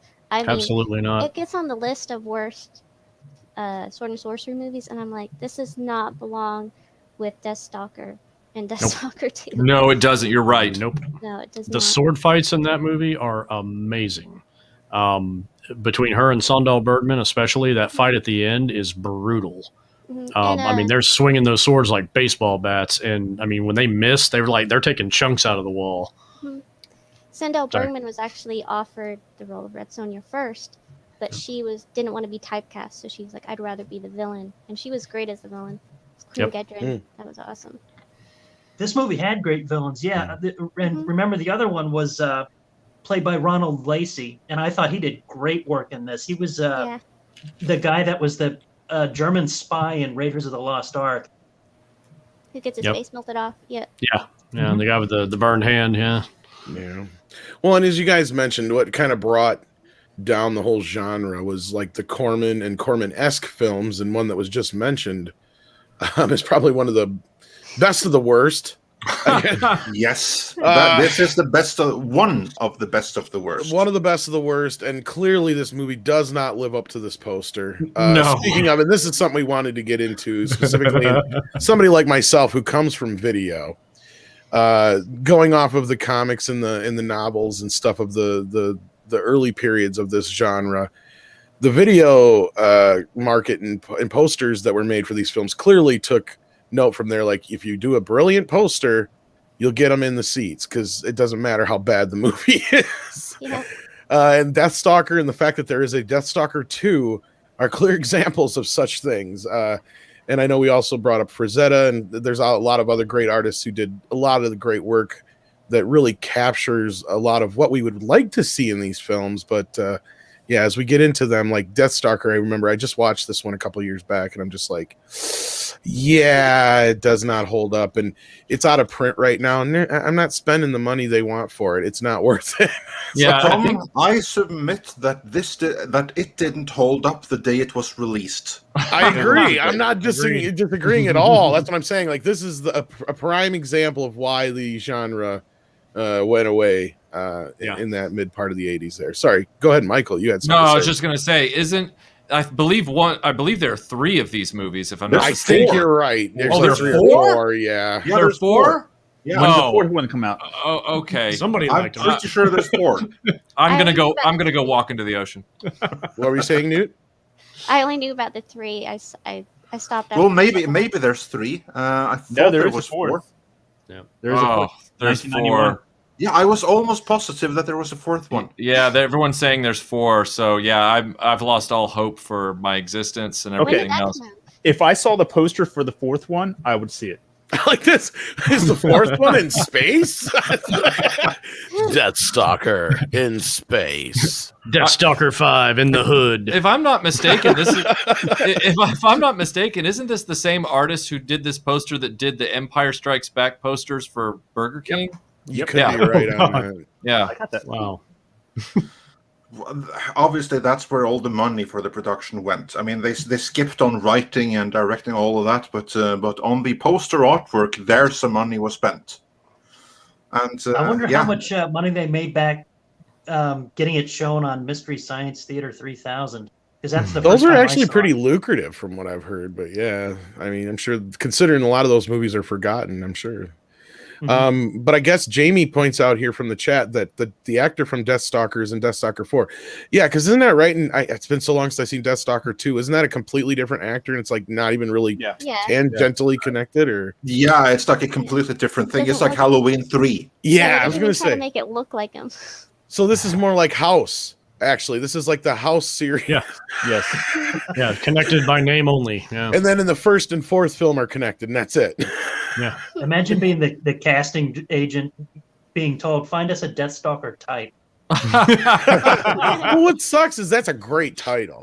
I mean, the title, I mean, if you could like run with that now and do some Sword and Sorcery that has nothing to do with what the original thing was, you could probably do a lot with that. See, this is the stuff that should be remade, not the good stuff. Well, someone joked him to remake JJ, but yeah. Deathstalker actually has been remade. It was remade in the 90s or early 2000s. It was just called Barbarian. It went straight to DVD. Really? Yeah. Wow. So Deathstalker has, for all intents and purposes, been remade under another name. No, that movie isn't any good either, but I do believe it's better than the Andre, original. there's 800 people that could have went through the rest of their lives not knowing that. Well, there's probably 800 people that saw that remake also, but yeah. No less, I'm sure. Possibly. They probably owe us money now. But one that wasn't as bad as Deathstalker, that actually kind of, how do I put this? It could have done so much better than it did. And I know this is a favorite of Andre and mine. Unless anybody else had anything to say about Deathstalker. No. I didn't think so. This movie, Fire and Ice. Oh, Yes. great movie. Amazing fucking movie. And sir, we got our F word out of the way for today, I guess. Well, we had the content warning in the beginning, didn't we? We did. I said, and I made it an hour and 20. That is a record for me. Put it down Look in at the this book. artwork by Frank Frazetta, and I will say that Fire and Ice may be the purest sword and sorcery movie ever made, because it has original artwork by Frank Frazetta. And not only that, the movie carries it over. That's the beauty. Exactly, and it features the characters by Frazetta within the story itself. The script is by Roy Thomas, the one who basically did the Conan comics, and therefore was instrumental in making the Conan movie. Like, seriously, they couldn't have made the movie without his help behind the scenes. I mean, you had a perfect storm. You had Bakshi, you had him, and it was just... Yeah. Sorry. And it's even progressive, because the villain in the movie is gay. So how progressive that is, you can of course argue, but yeah, at the time when there wasn't too kind of much thematic, isn't it? Kind of, but that was still there. Well, I mention- Sonja, or what's her name? Sarah Douglas in Conan the Destroyer was also gay. It's an undertone, but yeah, that was part. And Queen Gedrin was also in Red That was Sonja. more obvious. That was more on the nose. Yeah, Yes, they that hit was that more right on on the the nose. nose, Yeah. John, you were saying something? I was looking at the previous artwork about the with the Fire and Ice villain, and it occurs to me that one thing that this has and has in common with the first Conan movie is really gigantic guys rocking a lot of Betty Page bangs. And Yeah, now you're making me starting to question James Earl Jones and Conan. I think it's the paradigm where you see a tough guy and he's walking like a miniature dog. You look at that guy, and that guy has no problem with his own masculinity. And maybe there's the same thing going on with these guys, especially in the first Conan, because those were some serious teenage girl bangs they were rocking. Are those bangs making you a little jealous there, Newt? I don't know. I know I wish I had that hair. I don't care. Yeah, I'm gonna go for the James Earl Jones. Now I am starting to wonder about that, darn it. Thanks a lot. I wanted to let everybody know, since it's part of the Sword and Sorcery theme, the next thing on Iconicon, starting in like a minute, is the movie comparison of the Legend cuts, which will be over at Movie Oubliette. It's a premiere video that'll be coming up very shortly. So cool. I've seen a lot of people in the chat talking about Legend, and if you want to see a real deep dive on Legend, Movie Oubliette has a brand new video talking about that as part of Iconicon. Yeah, and we will also be rounding out soon, but we have to breeze through a couple of other movies. And Legend would be probably one of them, and since that's available, it's probably yeah. But one that we also have to breeze through here is The Warrior and the Sorceress from 1984. Yeah. I've never seen this one. This is a direct ripoff of Yojimbo, by the way. Mm-hmm. Yeah, this is one of the Corman movies. Yep. The most memorable thing is the four-breasted lady. Yeah. This okay, yes, and that's on the Yeah, cover here. and- Believe it or not, I'm getting there. Oh, Sorry. yeah. Yeah, and there, Like everyone that who all hadn't seen through the the movie, movie. they're now going to go and rush to It's see for it. yep. Yeah. Well, if you didn't have enough reason with that, it does have That's David one more than Carradine. It looks like in it. And Well, also Legend- William Stout, Yep. Yeah. not as an actor, but as I think he Writer. wrote an early. He draft. wrote this, yeah. He was a co-writer. I think the third and fourth breast are the best actors in this movie, though. Well, they went on to work in Total Recall. I heard. Yeah, yeah, Yeah. yeah. Yeah, they She had did a great indeed. career. And I do believe that may be one of the highlights of that movie and one of the biggest reasons to check this Corman production out, because this is one of the Corman movies, Yeah. the ones that came and really flooded the market. Well, I Anyone else bet have any memories of this? I bet David Carradine had a framed poster of this hanging in his house at one point. I really dug this movie. I was surprised that I bad. did, because it didn't do the same kind of paradigm that most of the other sword and sorcery ones did, where you have your tragic death, young man watches his family slaughtered, then quests against the evil sorcerer who did it.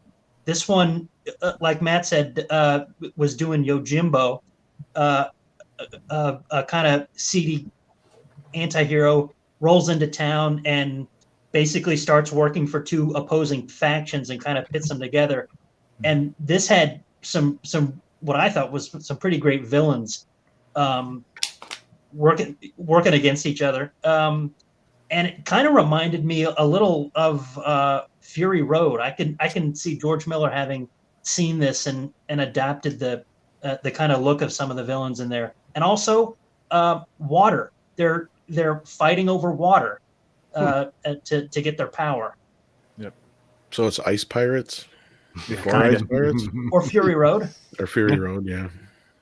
We watched this just last week, and as it was going along, I said, you know what, this is just like a fistful of dollars. And then I'm like, well, it's also just like Last Man Standing. I'm like, here comes the dude that comes into town. There's two opposing gangs. He starts playing each one against the middle, and then he slowly takes sides to free the one female character in the movie. I'm like, yeah, okay. Where did you find this to watch it? It's on Amazon. All right. Yep. All right, now we know. Now everyone knows where to find gotta these see the four four boobs. amazing lead stars. Exactly. Four boobs. I gotta. Yes. And with that, we have a couple of more titles to rush through here. One is another animation, namely Star Chaser, The Legend of Orin. I actually enjoy this one quite a bit. It's a straight up Star Wars ripoff, but the animation is actually very well done. The story's pretty straightforward enough. The only downside is again, this is a common trope with these movies on this list. It has not had a decent release yet. There is a Blu-ray out there, but believe it or not, is one of the biggest snafus in Blu-ray history. Now, of course, Michael's gone because he'll probably the only one who knows what I'm talking about. And of course, not to mention not released in 3D either, but the soundtrack is all screwed up. Oh my god. Yeah, anyway. Basically, someone has to make like a fan edit or something. The where they version take on the Amazon DVD actually audio. has the proper soundtrack. So there you go. So watch it on Amazon if it's still available. But this is actually a pretty fun movie. I enjoy it. I liked it quite a bit. I'm sure it's probably not on everybody's list here, but this one I was kind of surprised to see pop up on the list. Yeah, this is one of the great animated movies. So for anyone that haven't seen it, this is well worth checking out on Amazon. To be clear, since the Blu-ray has messed up the sound. Any other memories of this one? I have not seen this one. Yeah, neither have I. I have never seen this one. Well, highly can offer nothing. recommended. Yeah, it's again, it's not like mind blowing. It is a direct ripoff of Star Wars. Don't get me wrong, at least. Like to the point where the whole gimmick is the sword is a handle, and then you figure out how to make the sword appear. It's like an invisible blade that looks like a lightsaber, and yeah, there's droids and all that stuff. It's pretty much a straight ripoff. Like Thundar the Barbarian. Kind of, sort of, yeah.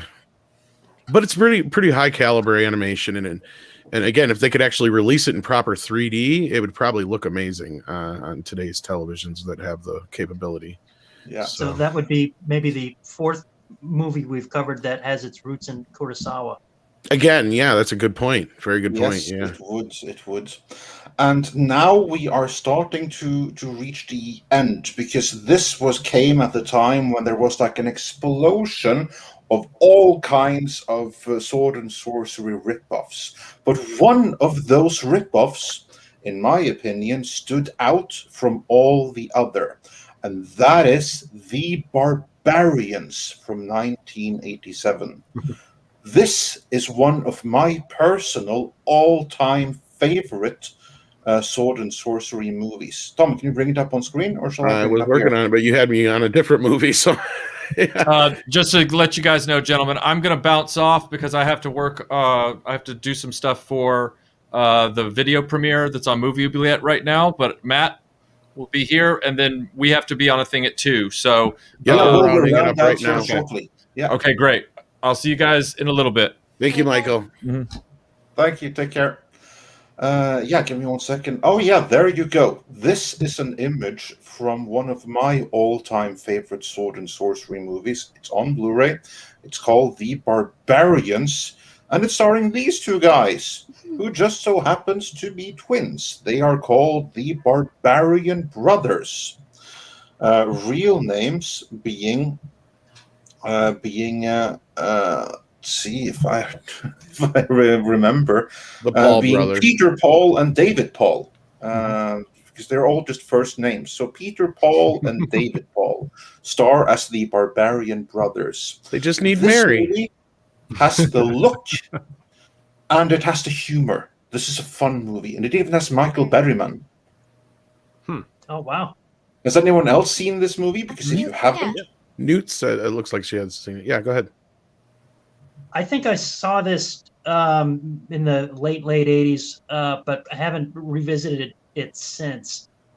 My memories of this are pretty vague.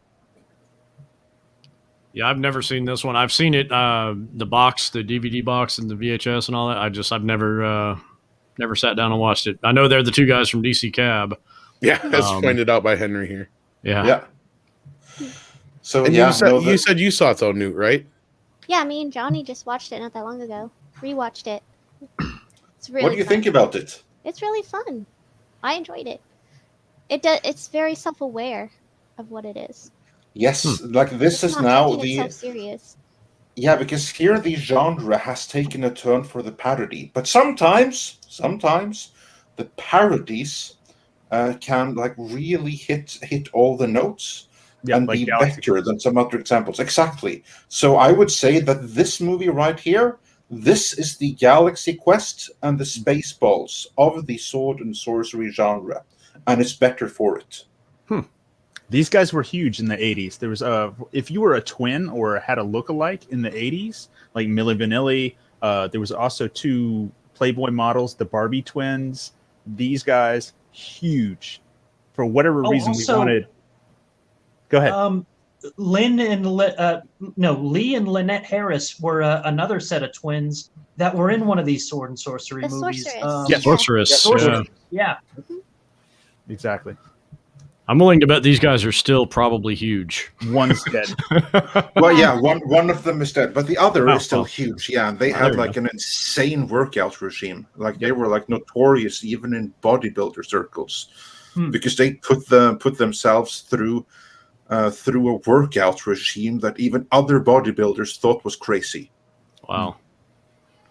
These guys, there was a TV pilot that never got picked up called Rhodes Raiders. It was supposed to take place in World War II, and these guys were supposed to be prisoners with a whole group of other prisoners like Stephen Jeffries and who else? Don Reed. And they were part of the cast, and they were filming in Florida. And I think somewhere I have actual photos of them because in junior high school, I was at that location. And their scene was hilarious because the plane had crashed and, they busted the door open and they come out and they were still acting. They were doing their shtick was, they act like big muscle-bound dunderheads. That was their shtick, yes. That was the key to their success, was to just fully embrace the stereotype. Yep.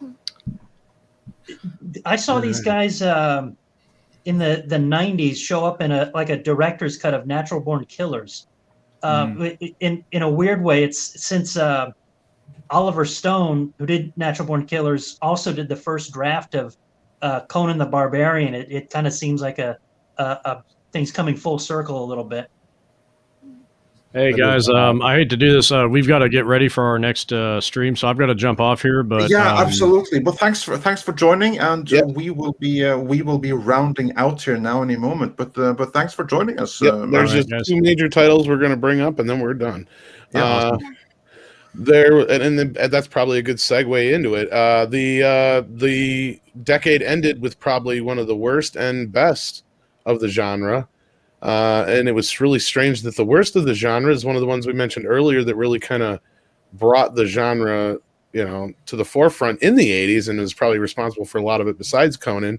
And that was Masters of the Universe. Yes. I'm so glad you brought this up. Well, and again, I wish we had more time to talk about it, but go ahead, Newt. No, I love this movie. I proudly love this movie. Well, Andre and I didn't talk about it enough, so please gush over it then. Yes, because we talk about it nonstop. We've spent so many streams. So, yeah. Do you guys like it? Or you like it because... I have a love-hate. Andre despises it. That's the normal reaction, but I love it. I watch it all the time. He gets sick of me watching it and talking about it. It's because it's disappointing is the thing. It's one of those where it falls into that trap of we need to save money, so let's put this on Earth. You know, where it's like, again, you want to love it because it has so much potential, but then, it shoots itself in the foot.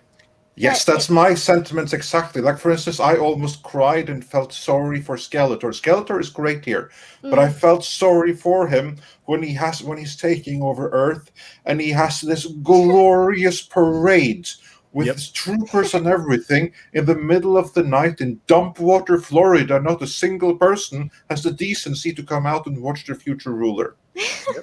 Exactly. No, if this had William Stout's original concept arts and more of Eternia, like originally was supposed to be in there, along with She-Ra was supposed to be in there. She was going to have a prominent part. It would have been so much better, but... Yeah, this was along with Superman 4, basically funneling money into other areas. And because of that, the movie suffered overall. Yeah, the end scene where the fight? When they clash swords and it goes black, that's because they were tearing down the set before they started filming that scene, so they had to go all dark and just get creative with it. Yeah, it's a sad tale, and it almost got a sequel that wound up being Cyborg, of course. But as we said, this kind of was like the beginning and the end of the era. Which, although there was one highlight, we do need to mention before we go, and that, of course, is George Lucas's Willow, which is getting a sequel series coming up here soon. Which some of you may remember, we were one of the first to talk about that here on Midnight's Edge. But yeah, it's. This is one of those films that constantly comes up still to this day. Great cast, very well done, top of the game as far as like budget-wise and all that good stuff.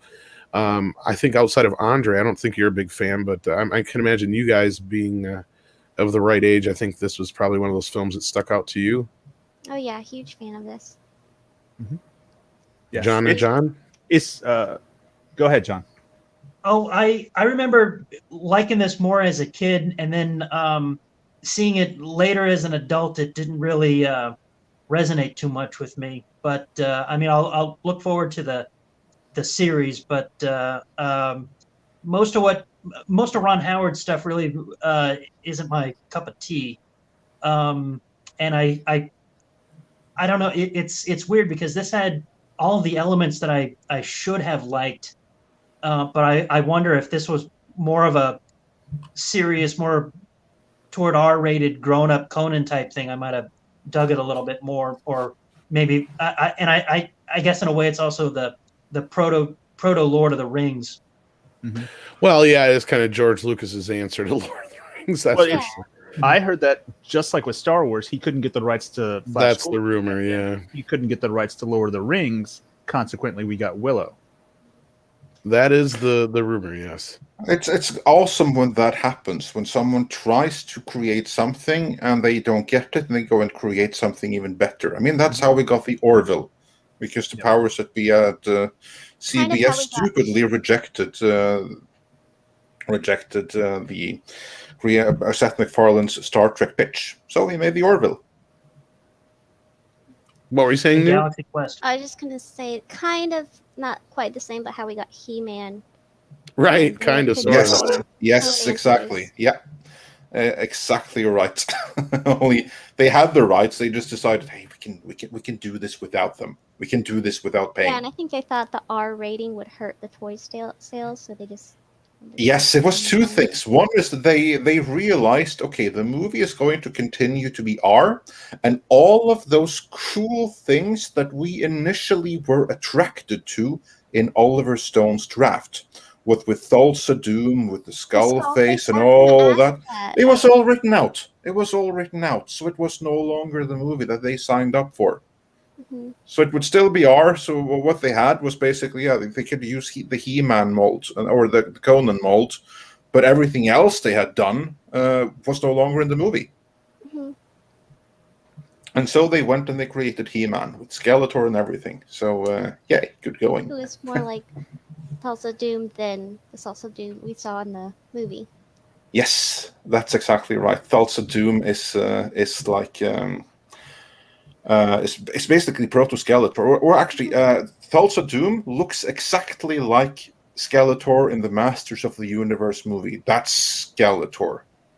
That's, I mean, they might as well have looked at the Frazetta illustrations of Thulsa Doom. I'm sure that was either subconscious inspiration for William Stout being such a fan of that genre. That could very well be. And that's also like beautiful, beautiful artwork. I wish we had artwork like that today. This is also, to me, a case of the artwork being better than the movie. But with that, we have come to the end. Yes, and there's a lot of titles we didn't get movies to into, of course. Like Lady Hawk was one I know people were bringing up in the chat, and I know that was one we didn't necessarily get into, and there's a few other great ones. But yeah, this has been a fun panel, and I know a lot of you probably have other things to do, but we do have some super chats we need to get to first before we wrap this up completely.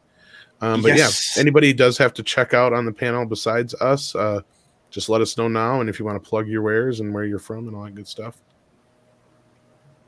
I'll be on the 80s cars panel on Sunday, so check that out. Awesome. All right. And you guys, we find you at Simple Tricks and Nonsense. Is that on YouTube or anywhere else? Yeah, Yes, that's it's on on. YouTube. I'm gonna let you plug it because I always plug it. Yeah, we're on YouTube. We have a costuming panel on Sunday. I think it's the last panel for Iconicon. So we'll be talking about 80s costumes, And things then that made them good and bad. Later tonight we have the impact of the big three. Talking about toys, yeah. Yeah. Awesome. Perfect. Everyone do check that out. In the description, you will find the link to the entirety of the Iconicon schedule. So there you should be able to find those talks. John, we had a question here earlier about where can people find you on social media? I'm on Facebook and Instagram. I don't think it'll take too much searching to find me out. But other than that, I don't have a huge social media footprint. But Okay. yeah, I'm out there. No YouTube channel at all, or not a YouTube channel. I've got a comic out there that people can find on Indie Oh, cool. Planet. What's that called? It's called Vector, the All science right. fiction comic. So there you go. Check that out, and let's find him on social media as well. So thanks for being here, guys, and you guys can stick around if you want. But otherwise, we're going to go through these super chats. And Yes, we are. I'm going to see which ones I can get up on screen right away, or if the chat has jumped on all of them. The chat has jumped on all of them. So we're going to go into the classics, which only I can read. So then you're just going to have to listen. So I'm going to find where we were. Let's see here. Here we go.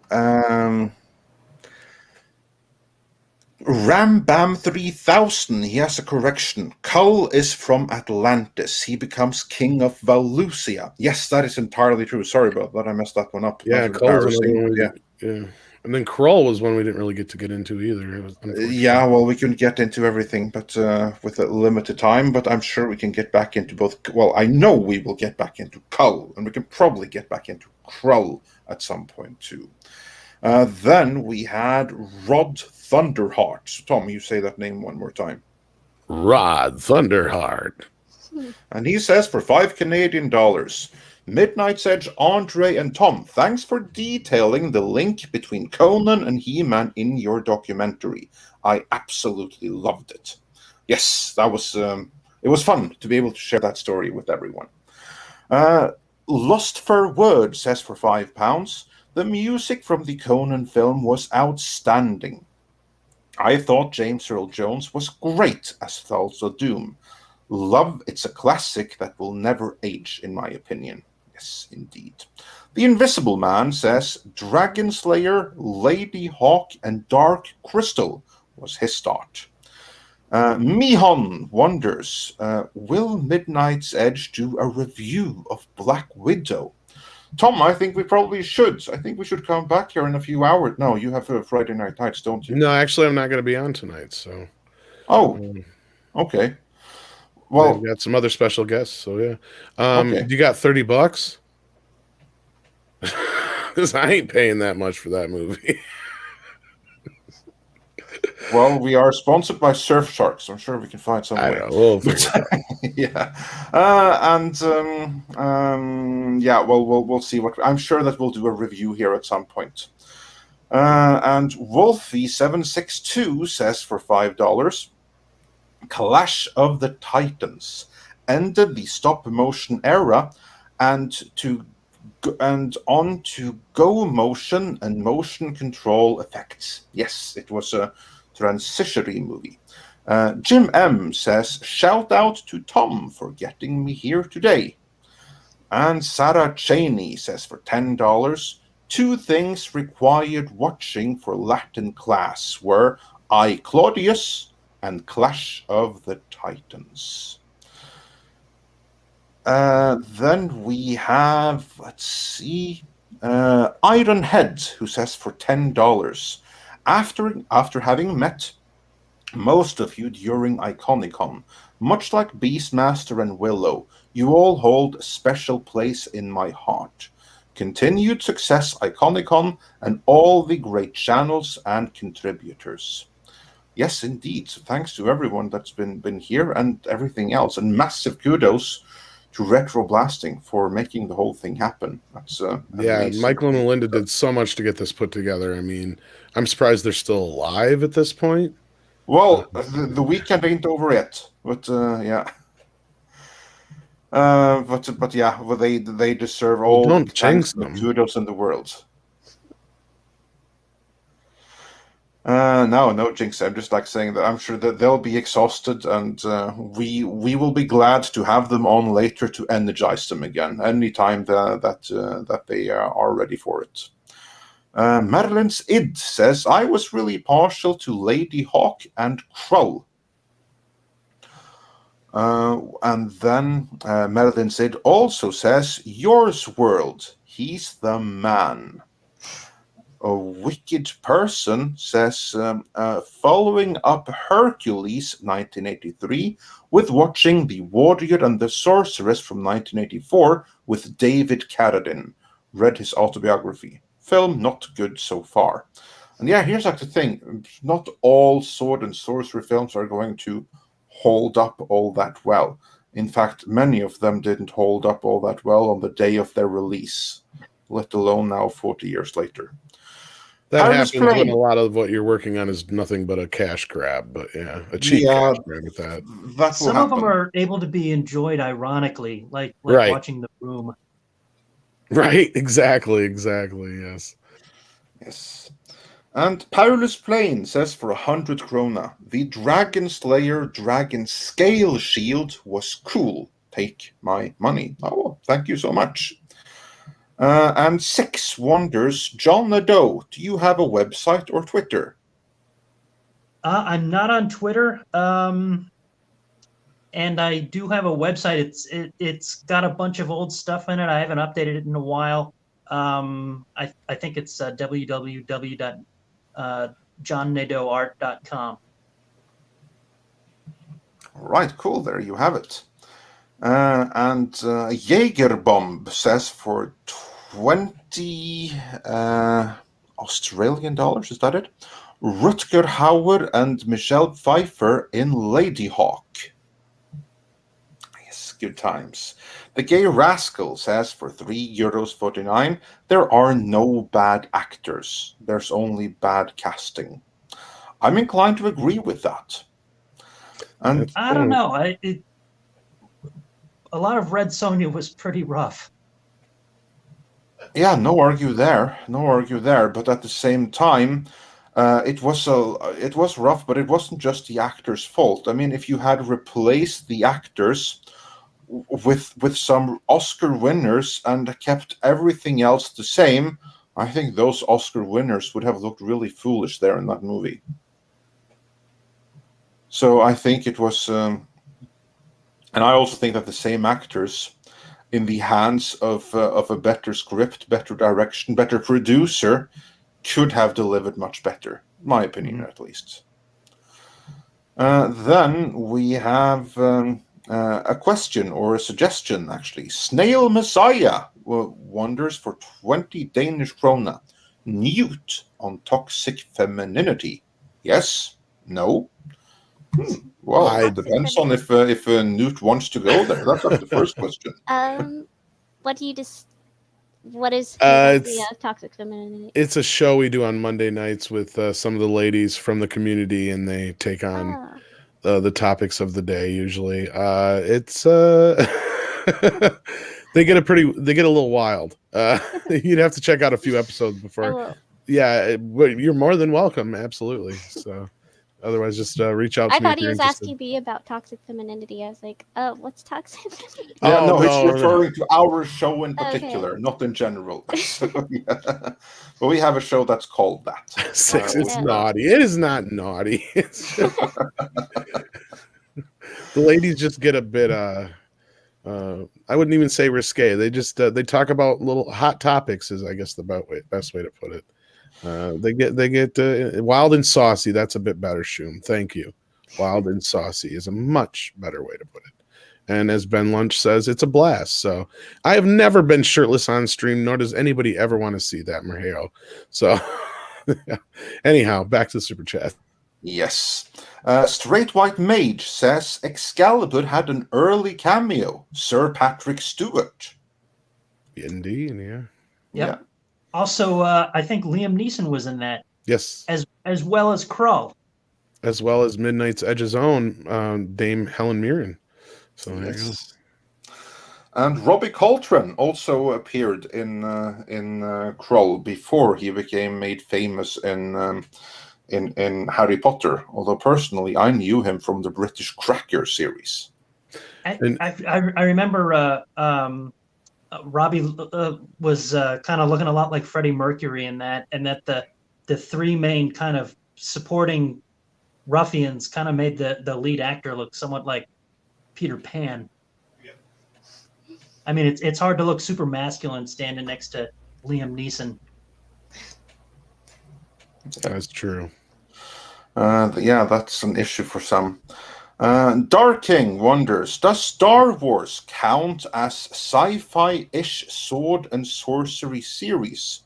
Space wizards fighting each other, I think was the term. And I don't know about the rest of you, but to me, that's a hard no. Star Wars isn't sci-fi, period. It's pure fantasy. Belongs right next to Harry Potter and Lord of the Rings. That's where I would put it. How about you? Is Star Wars sword and sorcery? I see the elements, but I don't know. What do you guys think? Well, you know what I don't see? I don't see a steel sword. That's true, but it's just replaced with another kind. Johnny, you're the Star Wars guy. What do you think? It's just space fantasy. Yeah, exactly. I agree completely. Space fantasy. Void of science fiction is fantasy. That's Exactly. So it's connected by way of both Sword and Sorcery and Star Wars Space Opera, you can also call it. They're both under the fantasy main heading. Mhm. Yeah. So I agree with that. But beyond that, they're not related. One is not part of the other. Is my take on that. Ralph Mack wonders, will you please post a list of all movies mentioned? Well, there's a preliminary list in the description of this stream right away, but I'm sure we can update it because we did some last-minute revisions before we went live. So yeah, I'll update that, but you'll find that in the description. And Douglas strikes again. Yeah. And Merlin's Id says, in reference to the tiger, don't be sad. Koto went out like a boss. I'm guessing then Koto must have been the Beastmaster tiger. The ferret, one of the ferrets. Oh, okay. Yeah. Oh, yeah. I haven't seen it for long. I don't really recall the names in particular, but yeah. Peter Hahn said the Basil Polidori soundtrack is what elevates Conan. Yes, it certainly does. And so many Sword and Sorcery movies, especially the schlocky ones, had such bad scores. I mean, and those scores really brought the entire production down. Whereas Basil Polidori's, he only goes to show how important the score is for the overall experience. I look damn sexy. Thank you, Doug. Yeah. It's interesting because I think Red Sonja had Ennio Morricone, and he's a legendary composer, and I remember thinking that it's a pretty meh score. Really, I love the Little score in bit. that movie. Personally, Ennio, I think he does, or when he was alive, did something like six or eight scores a year. He really churned them out. Yeah. And Straight White Mage, we can bring this one up on screen, says, I agree with Andre. Star Wars has no techno bubble. That is the difference between sci-fi and fantasy. The first thing I wanted to do was completely reject the notion of techno babble, but the more I think about it, yeah, you're actually right. The difference between science fiction and fantasy is that science fiction, it has techno babble that, in theory, is something you can do something with. Well, it's based in reality as opposed to or at least it's based in theory. And, or theory, yeah. Yeah, exactly. So yeah, and some of those theories, I mean, like string theory. You know what string theory is in reality? It's techno bubble, and it's basically disproven, but still. So yeah, actually, anyway. I agree with that. Did we have any more super chats to catch up on before we can wrap this up? A couple of more super chats before we can wrap it up. E. Clay Thomason says for $2, Conan had real strong female characters, while Wolverine 626 says for $5, other than the title The Beastmaster and talking to animals, the movie has no connection to the novel, as the novel is sci-fi and not fantasy. There you go. Yeah, I haven't read it.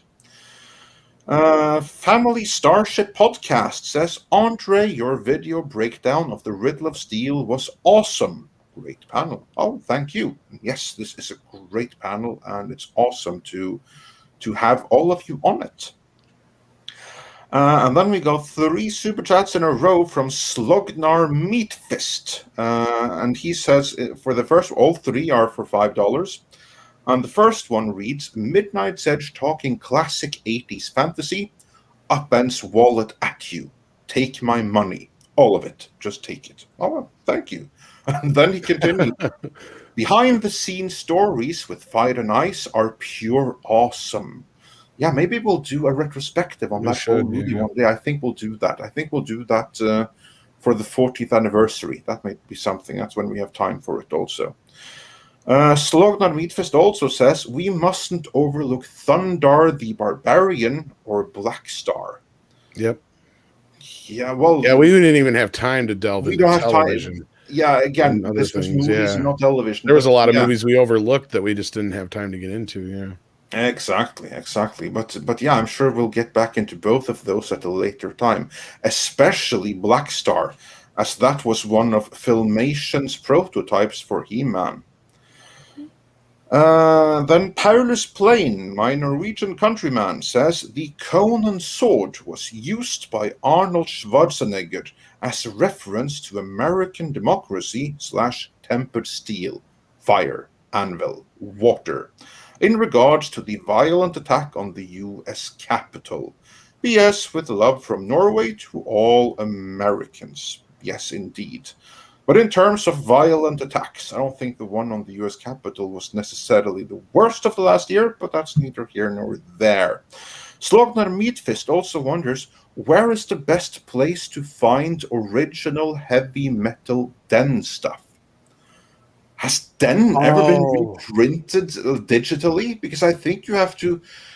I mean, there's a ton of paperbacks. It's been reprinted several times over, but not in recent decades, have it? I was going to say, yeah, you'd have to actually specifically seek them out. Offhand, I couldn't tell you, unless anybody here on the panel knows. Your best bet, though, is to probably reach out to your buddy who knows most about finding classic comics and see what resources he uses. Yeah, or go to eBay, because the best bet to find it on paper is to find the 2 paperbacks, because there's or a actually local 2 comic Ben shop stories. you trust. Yeah. Yeah, like go somewhere where you can find classic comics and try to locate them, because it has to be classic. But I don't think that they. And then the 2 stories, though, the Den stories were which ones, Andre? Den and Den 2. There you go. Yeah. So find those. Yeah. Nicholas Horton says for £5 my Sword and Sorcery era was the 90s. Animated Conan, Thundar, Pirates of Dark Water, Valiant, Xena, etc. So yeah, there's something for everyone. And with that, I do believe... We did have a couple come in just at the last second here. Let's see. I take that back. We did have a couple come in right at the last second there. Billy Russo says, always liked Andre and Tom did nothing wrong. Keep rocking. Yeah, ain't that the truth? And Stone Gasman says, love what Roger Ebert said in his Siskel and Ebert video review of Red Sonja. This gets the prize as being the single silliest sword and sorcery movie since The Black Shield of Falworth from 1954. Well, I think Red Sonja at least got some much overdue love today, especially from Newt. So there you go. Yes, indeed. And with that, though, we are fully caught up. Yes, and we're way over time, so we apologize to anybody involved with Iconicon. We did our best here to get it done in time, but yes, we want to thank you all for being here. We want to thank Michael and Melinda and all those guys over there for doing everything they have. And I believe it was Matt, was his name earlier too, was with us. It was Matt, yes. Yeah, so please do check out the schedule. So to find out what's, I think another panel just started here, so we need to wrap this up. And again, thank you guys for joining us, Johnny and Newt and John, of course, for being here. It was a great time talking, and we wish we had more time to do it. I know. Before I have a couple of messages before we round out, but before them, John, where can people find you? I'm on Facebook. I'm on Instagram. Otherwise, not super big on social media. Yeah, and here for the 1980s cars of 1980s television cars show that is going to be Sunday at 4. Cool. And Newt and Johnny, where can people find you? You can find us at Simple Tricks and Nonsense on YouTube and Instagram and Facebook. Very cool. So Awesome. Thanks for joining us today. You can find me at midnight LA time over at Robert Meyer Burnett's channel. Then he has Midnight's Metal. I don't know exactly what he will be talking about this midnight, but I know he wanted me there. So join us. Come and join Robert Meyer Burnett and me at midnight LA time. And I'm sure I'll pop up somewhere. Yeah, and then also tomorrow there is the Arnold Schwarzenegger and Sylvester Stallone panel at Iconicon. I don't recall when that is in American time, but it's at 6 p.m. Central European time also. Or was it 8? I think it was 8 Central European time tomorrow. So anyway, just check the schedule because I will be there.